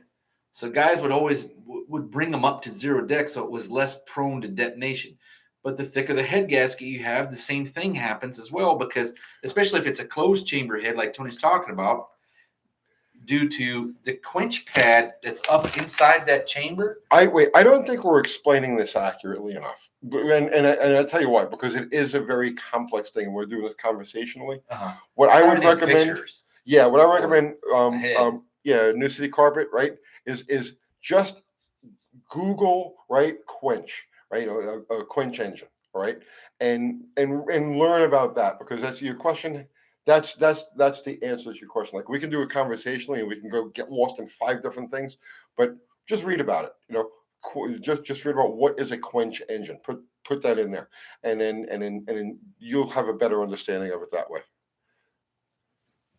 Wild Rose Garage, thanks. I will try to get a bigger pump. The rod is bent proper. I don't know how you're gonna put a bigger pump in this. You can't really put a bigger pump in an Edelbrock. It is what it is. The way you make the pump bigger is by shortening that rod. Bending the rod more. That's the only way to get a bigger, Is it allowed quote, to a come bigger up pump in. higher up in the Right. bore? Yeah, because as you shorten the rod, remember it's on a pivot. So as you shorten the rod, you're bringing the accelerator pump up higher, Which fills more Right. fuel in the cavity. right? Which extends the length of the pump shot.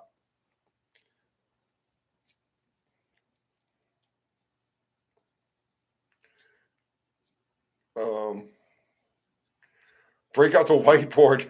I can't do whiteboard. Can you do whiteboard stuff? I can. Can you? We need Tom Muse to do whiteboard stuff. Yeah, that was kind of my forte. And then maybe they taught you how to teach with a whiteboard. Joe K, thank you, sir. Does this parts fiasco extend to mixed packaged parts? Just not bad quality. I received the wrong U-joints no matter where I ordered it from. I just had this. I just had this happen, and I'm trying to remember what it was now. Oh God, my life is too complicated, and I can't remember simple things like that. Yeah, I just had that mispackaged part, and I'll remember what it is in a minute. I'm drawing a blank. I'm trying to remember, but yes, that's all part of it too, man. That's all part of it too. It's just like, imagine a shit show and everything that they have. Right. Like pretty much, Right. It's just the shit show. Get ready. This is Teotihuacan, Yeah, right. Like, this is literally the office on automotive manufacturing. I'm telling you, Teotihuacan, the end of the world as we know it. And I'm ready. I mean, I'm born ready. Like, bring it, baby. You know what I'm saying? Bring it. Yeah, well, I have I got the Suburban as the end of the world vehicle. Here's the only downfall: when they stop making gas, I will not be going anywhere. I'm for sure of that. Why would they stop making gas? Well, I'm just saying that, like the thing is thirsty, right? Well, let's just say, for example, okay, you ran into a Mad Max situation, Right. okay, and like they blow up the EMP and everything fucking stops. Oh, I'd still be going down the road, right? Well, maybe I'd have to pull out that HEI. But I just drop a points distributor and I'm rocking and rolling. But the point is, gas, okay? Every car out there now has a sealed fuel system. Right. Okay? Mm-hmm. So there's literally millions and millions of gallons of gas just sitting on the side of the road. Yeah, you're right. So I just have to figure out a way to knock a hole in the gas tank and collect the gas. Or just siphon them all out. Matt asks, Tony, is there any way to use the original roller lifters in a spare 89 318 I have? We ran it 6 years ago for a minute, didn't hear any ticking. Yeah, it should be fine. Rollers, yeah, you can always reuse rollers if they're in good shape. And if they're factory pieces, I found that they're higher quality than the aftermarket stuff. Probably in 1978. Speaking of carbs, last question: what size and model of Holly 4-barrel should use with this setup? Holly? For a 360? For a street driver? For a street driver, yeah. 750 vacuum secondary probably, or maybe a 780. That's the safe choice. That's just a 780. Well, 780 is a 750. 750 is a double pumper.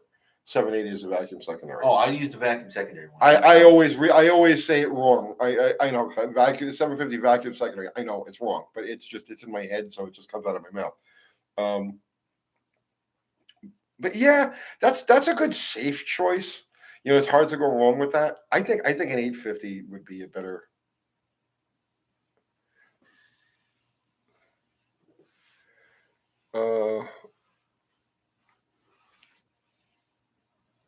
Let's see. Oh, all right. So anyone know where to go to? This is a cool question. What's that? Yuri Moden asks, anyone know where to get a 2-inch Rochester large 2GC spacer? So I think I might know. Speedway Motors specializes in stock car stuff. Right. A lot of stock car classes are limited to 2-barrel carburetors. If anybody would have one, it would probably be those guys. I would make one out of wood. Well, that's a good option too. Just take your gasket, trace it on some 2-inch wood, and hole saw it out. Yeah, it's the easiest way to do it. When you get into the bigger spacers, it's or a commonly available one, so you're going to buy a spacer that costs you $25, whatever it is, and then it's worth it just to spend it. But when you can't find a spacer for an oddball application, just make it out of wood. Yeah, go get like a 1-inch piece of wood, cut it in half, glue it together, have something 2 inches thick. Or you can just do, well, you can't do it 2x4, huh? It needs to be pretty flat.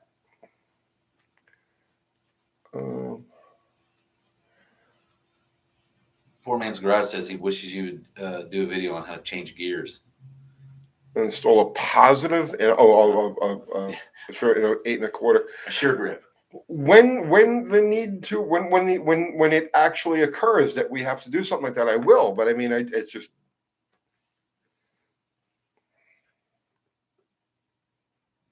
Yes, wood spacers used to be the ticket for spacers was wood. Doug Rutley, you don't have to zero deck. The term is something guys like to bandy about. That's what we were saying. But basically, whoever you achieve quench and keep it anywhere from 40 to 60,000 for the street, you're not getting a quench effect at 40 to 60,000. Or if you are, it's negligible. The quench effect happens in a much tighter space, 20,000, 30,000ths of an inch.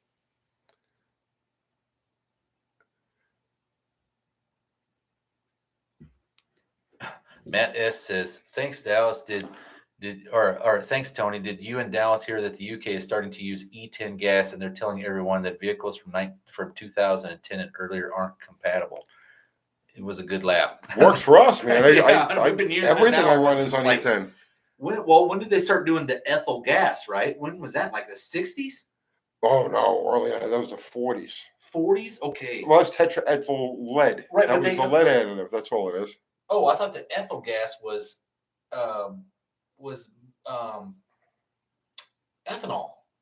No. Ethyl is and I can't pronounce it. Tetraethyl lead. Right, tetraethyl lead, and they started adding that with overhead valve engines because flatheads didn't have a problem with eating the seats. The seats, yeah. So in the early 1950s, when they started going to overhead valves, they were having issues with the seats. And that's when they introduced the lead. Okay. And that's when it was ethyl. Okay. It's tetraethyl. Oh, I thought it was for ethanol. No. Okay, so how long have we been putting ethanol in gas, though? I mean, I remember my 20 grandpa. years. Well, my grandpa was buying it back in like the early 80s. Well, yeah, it was available back then, but it's been like in regular use everywhere for at least since like 2000. Since since the time I moved here to Tennessee. So 2002. Huh.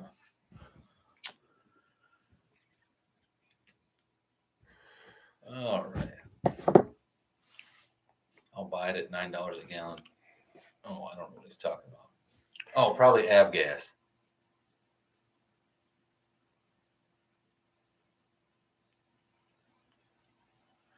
Everything here has ethanol except Shell. Oh, I did not know that. Eureka 7-Wave, they banned it because they linked it to violent crime. What did they ban that they linked to violent crime?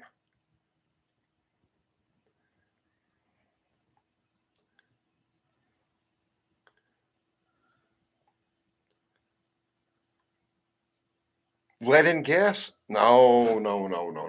They banned the lead in the gas because it was clogging the torque of the catalytic converters. Yep. That was it. It's all because of the hippies. It was killing the GM. I don't even think I don't think it has an effect on today's honeycomb type of converters. But back it will on the O2 sensor though. On the O2 sensor, that's right. Okay. Ethanol. They were drinking it during Prohibition. Oh, I'm sure they were. It's called moonshine. Right. And Tony and I live right here where it was big here. No, the reason we ended up with ethanol with the E10 is a deal that was made with the farmers. It was a government deal with the farmers. They had, You got to realize in this country, we can't stop the corn from growing. It's just like you drive through the plain states, man, and it's just like this. There is just more corn than it's just mind-boggling. Oh, I grew up in it. Well, it was like miles and miles and miles of just corn rows. It's just eternal corn, right? So, and it makes sense to use some of it in to extend the oil supply. So I don't gripe about it at all. But really, the reason it is there is because of a deal made with the farmers. Right. Dime piece farmers get paid not to grow corn. Yeah, they do now. But you can actually buy non-ethanol gas here in Tennessee. I don't know how it is everywhere else. It's expensive. Oh, yeah? Yeah. I found I get about like 2 miles a gallon better with it. Pure. If you go to the Pure station, they have non-ethanol? Yeah. Huh.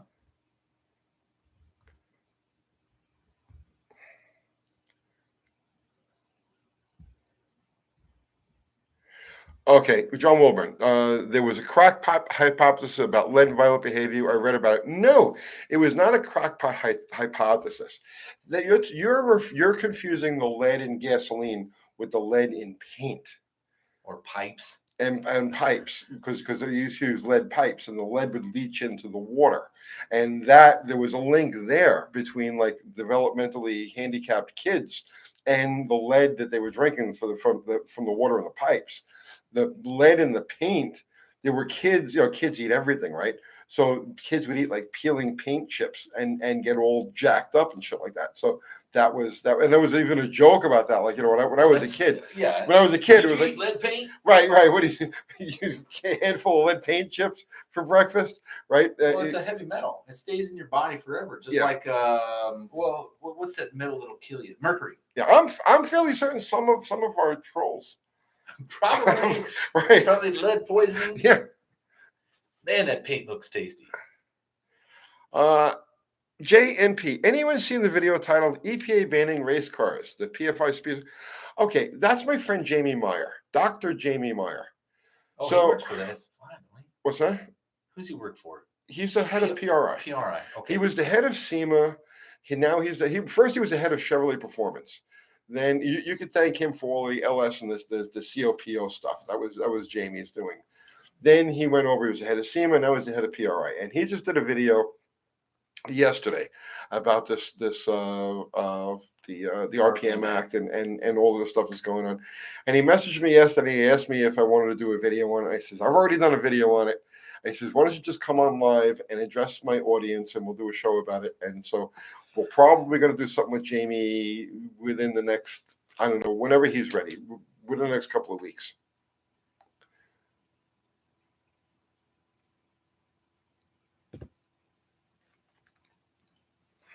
Huh. Well, so is it somebody just got fined $180,000? I saw that. Yeah. And it was just like a small mom and pop shop, right? Well, the way I look at it is like this. This is how I see it, okay? I grew up, I grew up in New York. I grew up hot rodding in New York. I grew up street racing in New York. Everything I did was illegal. 100%. My entire life was illegal. I didn't even know what a driver's license was. These things meant nothing to me, right? And I had the time of my life. And I went out and it was a blast, okay? So now it's like, okay, it affects the industry. So if you've got a speed shop, if you've got a company that makes this stuff, yeah, it's going to affect you, right? But from my point of view, it's like, well, the hell with you. Shut your business and just start doing it word of mouth, like, anybody, and just, it's not going to change anything. People are still going to modify cars. They're still going to race cars. They're still going to do all of this shit. People are still going to jack with computers and everything else, but it just can't be done publicly. You can't put it in the face of the government. Not that I'm a fan of the government, but it's like you're just waving a red flag saying, look at me, I flout the laws. You know what I mean? You can get around the emissions laws by coming to me. That's all you're doing. So it's like, fine, shut your business and just do it over the counter, and or I should say, just do it privately. You know what I mean? And you'll make your money and people will go fast and everything will be good. That's my take on this whole thing. So was there an explosion in Clarksboro? I don't know. I have no idea. Okay. I'm wondering if they're meaning like Clarksville. I haven't seen anything. But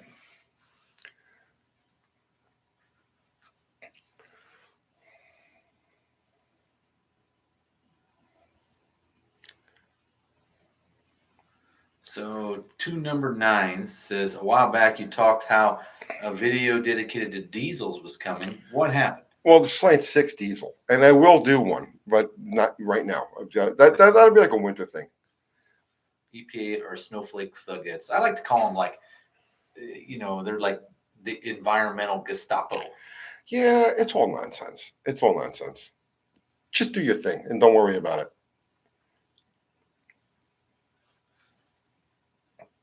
Terry CH, underground, black market, hot rodding. Yeah, the way it's been in, you understand something, right? They've been racing cars in Cuba since the day one. They've been racing cars in Russia. They race cars in China. They race cars, and I've always raced cars in places where it's illegal to race cars. But nobody really cares, except for the little bit of, the regulators. You know what I mean? The rules enforcers. But they can't be everywhere all the time. So just do your thing. Do your thing and don't worry about it. Bruce W says, Dallas, what was the best 8 mile time from an NA Slant 6? You saw it. That was the Ruster. I think the Ruster was the fastest naturally aspirated car there. Naturally aspirated car, yeah. It was, I think he was running, what was he running? 750s? 780s? 780s, I think. So 780s an 8 mile, which is equal to about like 11 flat, I guess. Yeah. Well, 11 flat? No. 7.0 is an 11 flat. 750 is an 1150. Okay. He says he has ran about 11 flat, I thought. It was Clarksville. I don't know. There was an explosion in Clarksville. I haven't heard about it. Yeah, I haven't heard about it either. I don't watch the news either because I like to maintain my happiness and sanity.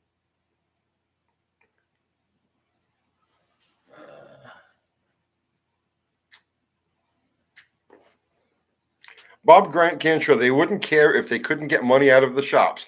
Thank you. Exactly.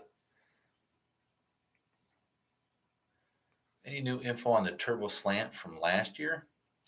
That's Jim Bennett's car, and I have no idea what he wants to do with that thing. Old Jetfire. I had my first street race in over 20 years back in May. So much fun. Have a rematch later this month. Excellent.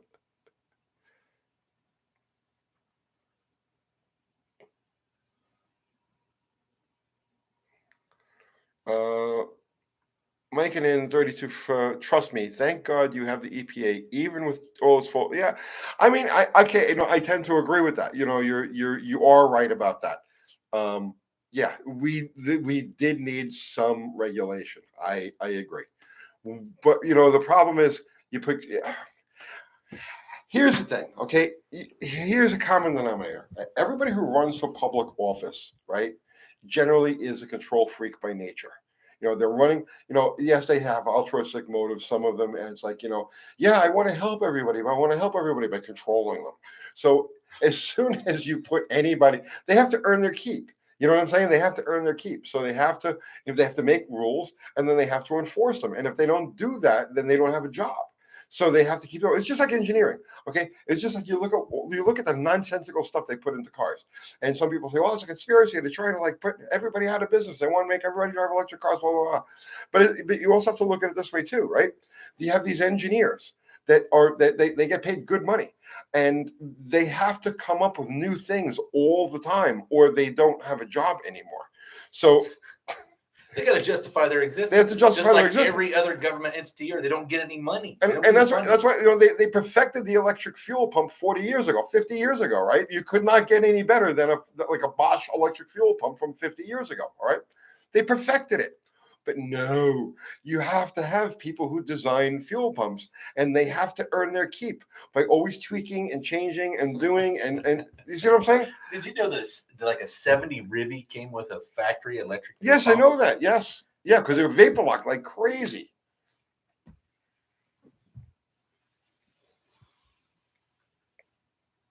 EPA forced farmers to keep dust on their farms. Okay.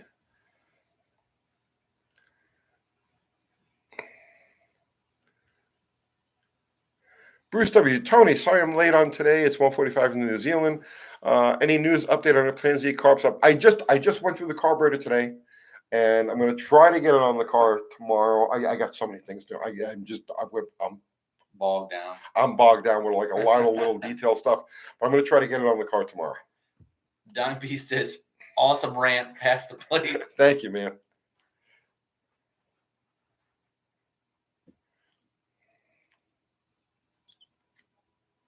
You just saw a Rambler with a Buick 215. That's badass. An AMC Rambler? That'd be a lightweight car for that thing. I missed the mark on that Opal. The Opal GT is already gone. Joe K, you said something about a video about a 69 Z28. Yes, I got a guy over here in Franklin that has a 69 Z28 with the whole cross ramp set up on it. And I ran over to his place the other day. I don't really remember what day it was. It was all one day to me, right? I ran over to his place. He was wrapped up. The guy who takes it's a business. The guy who takes care of his stuff said that the where the cars are is packed with boxes of something that whatever they do there, and we can't get to the car just yet. But as soon as they've got it, where we can get around the car, I'm going to do a feature on it because the 69 Z28, a cross-ramp 69 Z28, to me is like one of the holy grail cars. So I definitely want to. We'll be featuring that. Aren't those cars did they run Hollies on those? Mm-hmm. Okay, because most of the Chevrolets most of the GMs that had a big solid lifter cam and had Hollies on them because they couldn't get the quadrojet to work. They had a pair of 750s on that. But I was kind of wondering if you had the Z28 that had the quadrojet on it, they got a big aluminum spacer that's a heat sink underneath of those carburetors. What year Z28 had a quadrojet? I don't know. The 69 had a Holly. I thought all the solid lifter ones had Hollies. Yeah. I don't know if any of them came with a. It was only after they softened it up 70 to 71. Okay. That they went to the quadrojet. Yeah, because you couldn't use a quadrojet with something with no vacuum on it. That freaking power piston would just be like.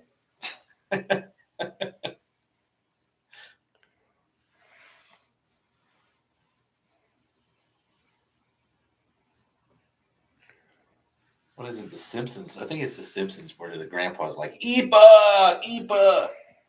He's talking about EPA. Oh, yeah. Gary Davies, is a spool on the street a bad idea? If you drive it regularly, absolutely, it's a bad idea. If you want to turn. Yeah. Well, I mean, your biggest problem is going to be like let's say you're driving down the road, you know what I mean, and it starts to rain, and you get that where it's like slick, kind of, For the first 5 minutes. Like the first 5 minutes, you're driving an uncontrollable thing. You're not going to be able to, you know what I mean? It's not a good idea. If you're in town and turning a lot of corners and turns, or if you're doing high speeds on a highway and you want to turn, oh, good luck, because I've seen dudes break those spools and axles and all kinds of stuff trying to turn. Especially off-road guys did that. The off-road guys that run a spool and something, and then, man, all that leverage from those tires just snap them off.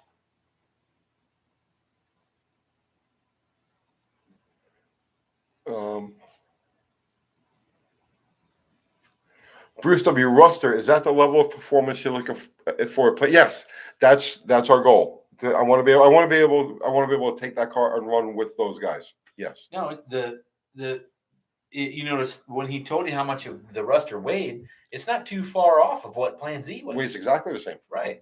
He said 2,100 pounds. Yeah, my Plan Z is 2,116, 2,114 pounds. Yeah. And I could probably get a couple more out of it. Well, and you haven't gone as far as he has.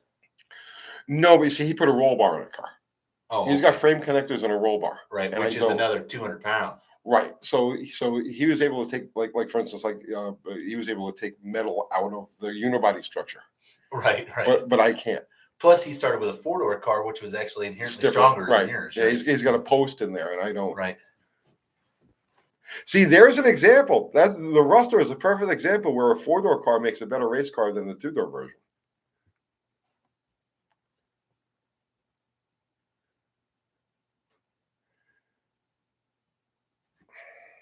Well, LSA like a 108 lower your dynamic compression or raise it. Something more like a 112 would build up more cylinder pressure. Correct. Yeah. Well, that's coming from Dakota's timeout. So yeah, that's actually what kind of happens until. All right. So as the RPM increases, your dynamic compression ratio will increase, right? When you have a LSA like a 108, because what happens, you're looking at the air moving in the cylinder, right? And at low RPM with that overlap, it allows it to leave out the exhaust. But at higher engine speed, the air is moving in and it can't move out as fast, right? So it technically lowers your engine dynamic compression at low RPM, but raises it at higher RPM. Bob Gantro, are you going to spray it, Tony? No, Plan Z. The whole idea with Plan Z is to see how fast I can go with an NA slant. There were guys out there running single-digit quarter miles with turbocharged cars. That's actually very common. But no, my whole thing with that car is I want to see how fast I can go with just dealing with the slant itself. So Bruce W is asking, do I know of anyone that took footage of Slant 6 Nats and where can I see it? I actually have some. I'm working on trying to compile it all right now. I had a buddy send me a bunch of stuff on Messenger, and I can't quite figure out how to get the freaking video off of Messenger. And I might have to run it through a video editing program or something to just capture the image on the screen. I'm not sure yet. But I was going to compile a complete video for the Slanted National so most people could see what was going on. We only ended up with 10 cars total because of it was threatening 100% rain, right, for 2 days.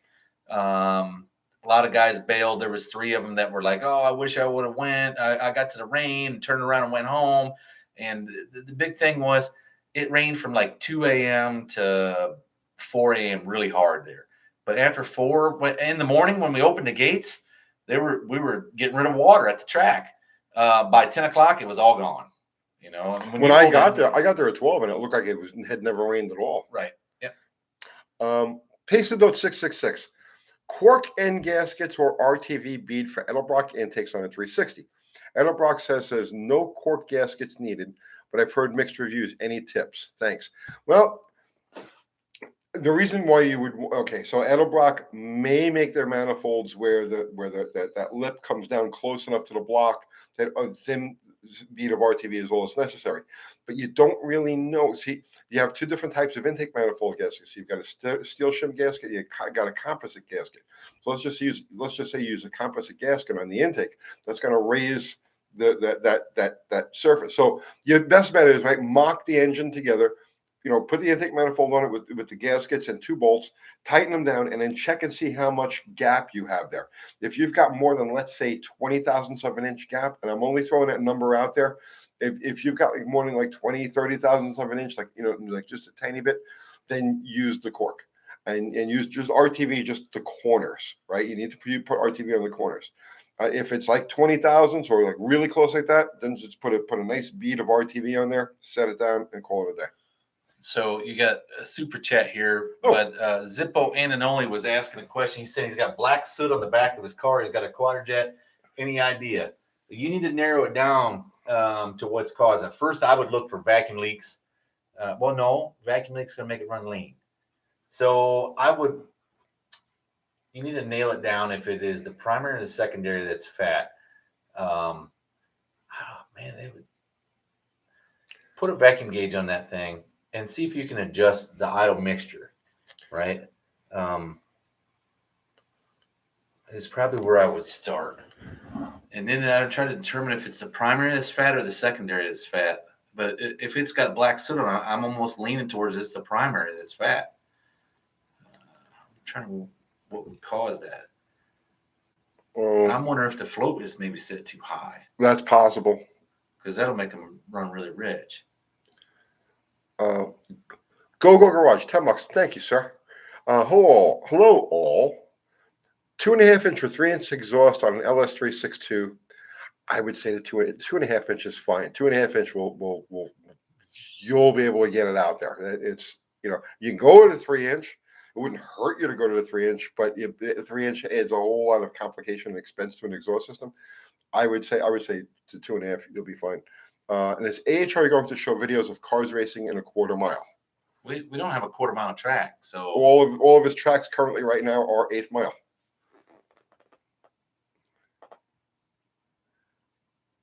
yeah, that's Vince Renter. He said a metering rod's not working properly. I don't think that would make it. Yeah, it would make it rich if they were stuck up in the up position. Joe Alcott, Rochester factory burnt down in '68. Carter built them under license for a few years. I was told it was under demand. It was because of the Yeah, demand of the yeah, and quadjet. it wasn't '68. It was. I have one from '69 that's a Ram Air 3 Carter quadjet. From '69. Mm-hmm. Oh, there might be something to that then, because I know later on, like in the later '70s, early '80s, there were Carter quadrajets. Mm-hmm. But well, Carter picked up all of the excess production that Rochester couldn't handle. Right. So Carter actually did them. Well, matter of fact, one of the fans came out for Tony's meet and greet, gave him a big, huge Carter pull out. Right. Yeah. Huge one, had like 50 drawers in it. Half the drawers were quadrajet stuff. Yeah. So. Terry CH, anyone having trouble with quadrajets leaking at the well plugs? Everybody who's ever had a quadrajet has a problem with them leaking at the well plugs, because it happens to all of them eventually. I think that's why JB Weld was invented. JB Weld was invented for quadrajet well plugs. Hot Rod, ever installed a bearing on a shift by heating the bearing in a microwave? No, I'm going to try that right now.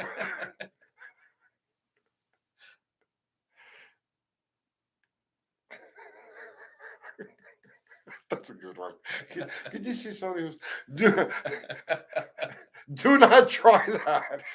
No, not unless you have one of those metal specific microwaves.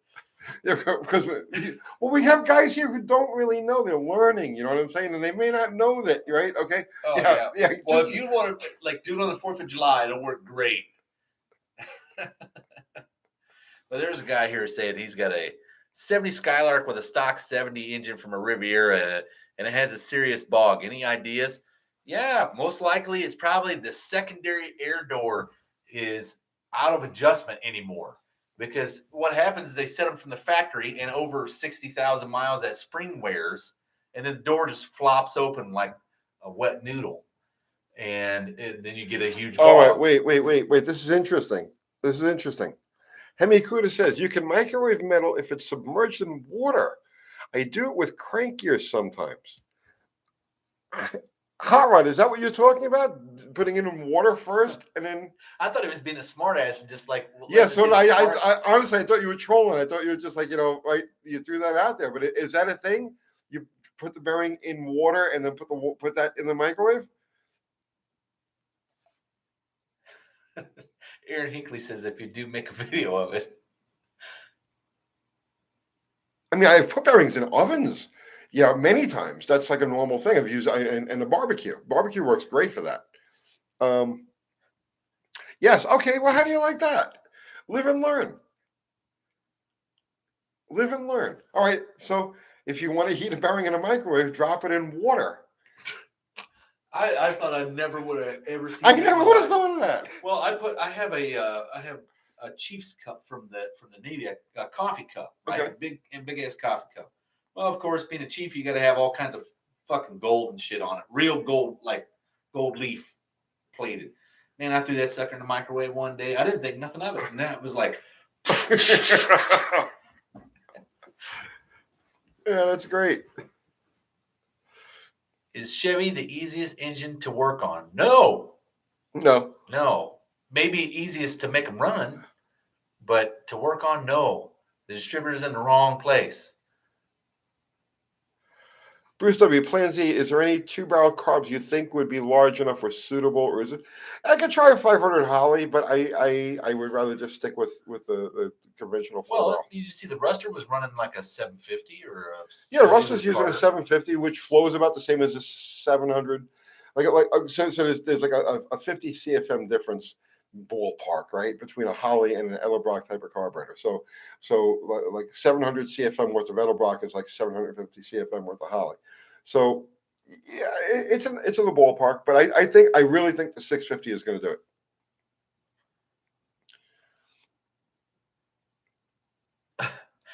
John Wilburn says Ford only put the distributor in the front to apologize for everything else. That's true. That's got to be true. That's got to be true.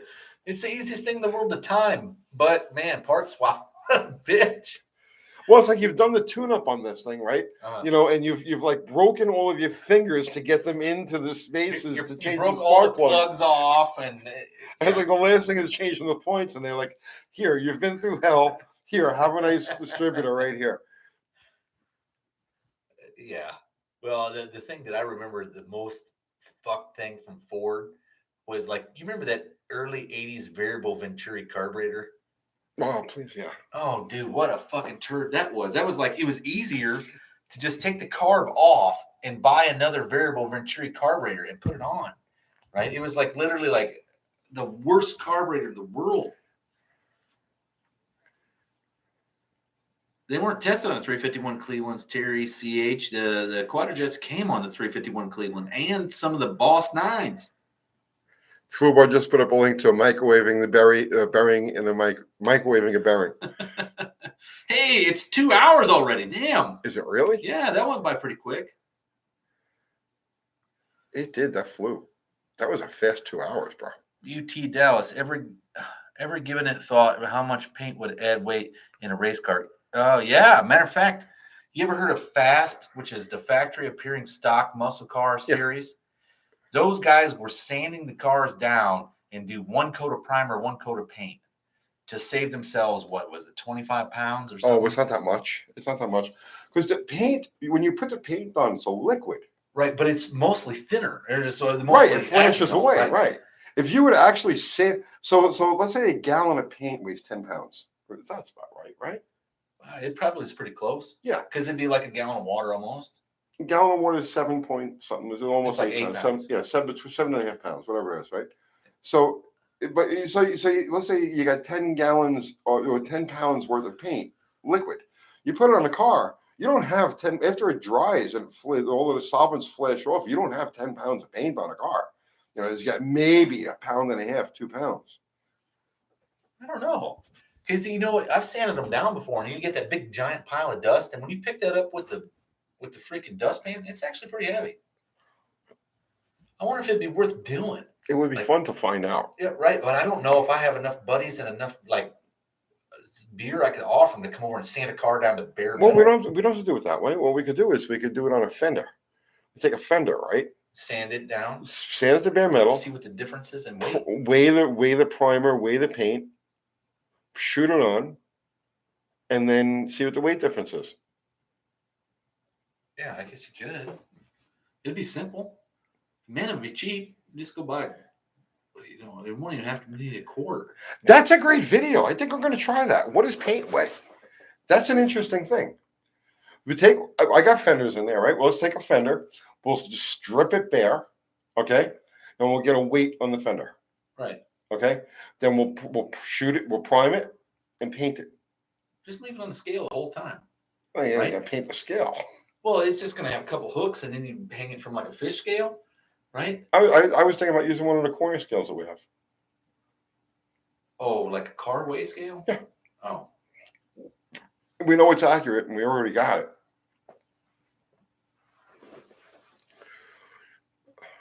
You're right. Two Poor Man's Garage says we need a tool time girl. I thought I was like the tool time girl. Well, we have Buff, but he's not here at the moment. Olive says the manufacturers mix by weight in the first place. Yeah, they mix it by specific gravity, but that's with the solvents and everything built into it. The solvents flash away; they evaporate, so they're not there anymore. You know what I mean? So if you filled, so this is filled with water, okay. But if you let it, and it weighs X amount, but if you let it sit and let the water evaporate away, what does it weigh? You know what I mean? So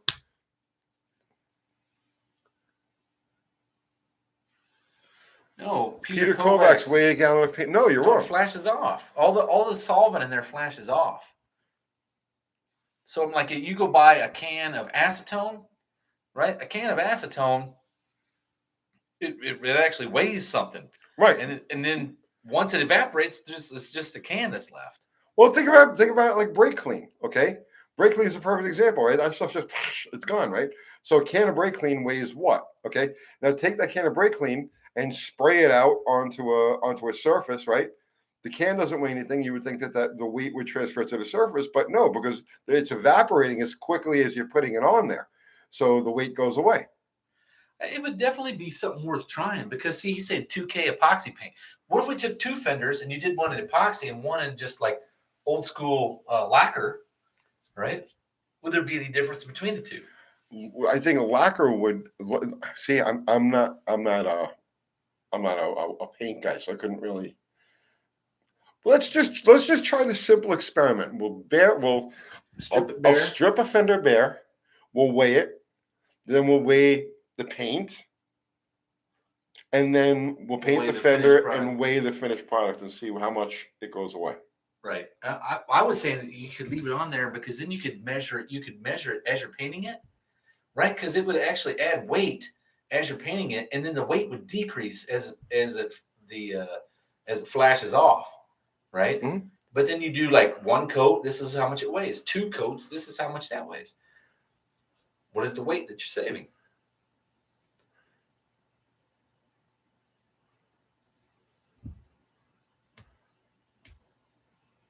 Do one on a Metallica guitar and one on a Slayer guitar and see which weighs more.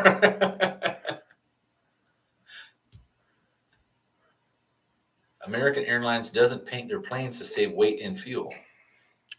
Dakota's timeout. I've read that people bend the rod on a Q-jet to make the big air door open upright 90 degrees. I've read some say not to, and others say it will help. What do you all think? Okay, they did that. See, they use that quadrijet on 1,000 different applications. Okay, and so on a smaller cubic inch engine, let's say like on a 301 Pontiac, they limited the secondary air door. So it only opened, let's say, a third of the way, I mean, it really didn't open very much on those. So it just depends on a larger engine. Yeah, if you're gonna take a right, yeah. See, John Wilburn saying a 50-pound fish scale is perfect for that fender experiment. They're cheap and perfect for weighing parts. Bro, we have an accurate digital scale, like literally, like 2 feet away from us right now.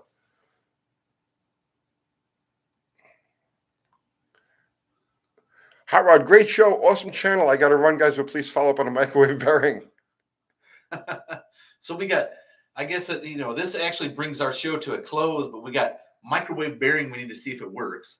And then we got to paint a fender to see. I'm definitely gonna do the fender one. I think that's neat because that's something that I mean, Well, he's Kyle Teal saying a sprint car chassis with paint gains 13 pounds.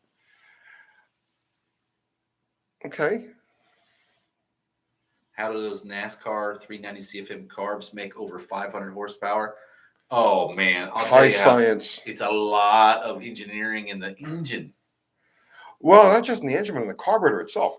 The factory carb rating and like what it flows as it's produced and what it flows after it's been cleaned, after it's been worked, are two completely different things. You pick up flow on a Holly just by texturing the bores. That was the thing. Kevin Codd used to be a big complimenter racer. Was a brilliant carburetor guy. This got passed down to me from Mikey Tonowski, but they picked up something like 40 CFM on a 750 Holly by just texturing the bores, right? So what they did was they took it all apart, right, and they just put a crosshatch on the inlet bores in the bores, and they picked up like 40 CFM just doing that. But radiusing, just breaking the sharp edge at the bottom of there's so many different ways that you can increase the flow of a carburetor, so that 390 isn't necessarily flowing through an CFM. I think a lot of it's in headers, right? A lot of the technologies would be kind of in headers because the better the headers evacuation is, it's felt on the intake side. right? Does that make sense? Say that again now? The evacuation of the headers It's felt on the intake, is yes. felt on the intake side. So you can increase the CFM by having a very efficient header system. Well, but the thing is, you're limited to the actual surface area of the throttle bores. Right, which is your 390 CFM Yeah. car. Right. And somebody had a good idea that somebody said to weigh the fender before we sand it, then sand it, and then weigh it, and then paint it. Dakota's talking about how did they put a crosshatch in the boards, wheel cylinder hone or something like that. Mikey Tarnowski used a drill bit that he had. I don't remember how he affixed it, but he had a piece of emery cloth on a drill bit, and he would run that up because the drill bit would go through the middle of the booster there, and he would run it up and down like that. Huh.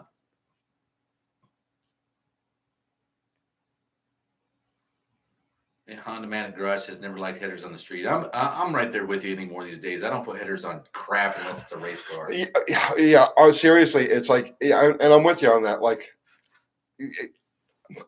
more of my cars have headers now than ever had in the previous past. There was something I drove every day on the street. I just didn't want to deal with freaking headers. They just leak. Such a pain in the ass. Paint and primer do not add or subtract weight. I bet that's not true. On what planet? We're going to find out.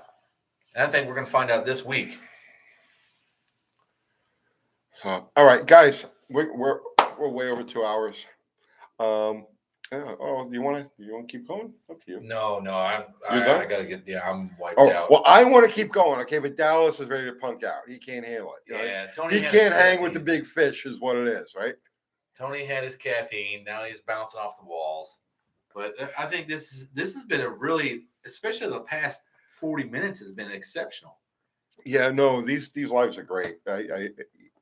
So let's see. Tomorrow night we've got the Junkyard Jet guys, and they're going to be tearing this at 7:00 tomorrow night. They'll be tearing down their 360 Magnum. They mounted it on the engine stand that's in there. So we're going to do a tear down live tomorrow night, and you guys can talk to them and tell them what to do. And I don't know. I don't even know. But they'll be here tomorrow night, 7:00. So we'll be doing a live with them. And then, of course, our usual Sunday night thing. And I maybe something in between. I don't even know. So our illustrious mods, the finest people the earth has ever known, John, Fubar, Zero, Ari, you got it right. Okay. Yeah. Thank you guys always. All of our everybody contributed super chat. Thank you so much. Joe K says and send Austin pics. Weren't they texting him a bunch of like? Oh yeah. Bruce, Bottle Rocket, when's this next outing? After the next outing from Plan Z, because I was going to run Bottle Rocket next, but I need to find out with Plan Z, so we're going to run that next, and then Bottle Rocket. We go back to Bottle Rocket. Yeah. So the Wednesday night show. We're going to test the paint. I want to test the paint. We're going to do that. Sand a freaking fender right now. I'm telling you, we're going to do that video. I'm definitely going to do that video because I'm curious. I need to find this out myself now. Somebody needs to quantify this. What does paint weigh? Right. It'll probably get like 1,400 views. It'll be like that. After like hours of toiling and weighing, and it'll be like 1,400 views. Somebody needs to document this, and it might as well be us. Sure. Right. So yes. Dallas drives Bottle Rocket and Tony drives Plan Z next track outing. We could do that. Everybody contributed super chat. Thank you so much. It's all going to go towards gaskets for Hollies now. And anything that you need to plug?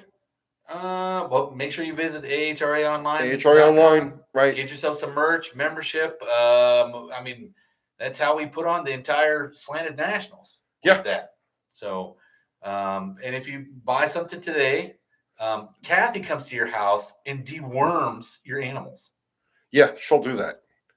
She's silly that way. She's a deworming freak. Ivermectin, right? That's all right. So that's it. Thank you all so much. And I'll see you guys maybe tomorrow night. You come by to that live, or I'll see you on Sunday. But anyway, we'll see you at some point Next Wednesday. Yeah. So thank you all. Good night.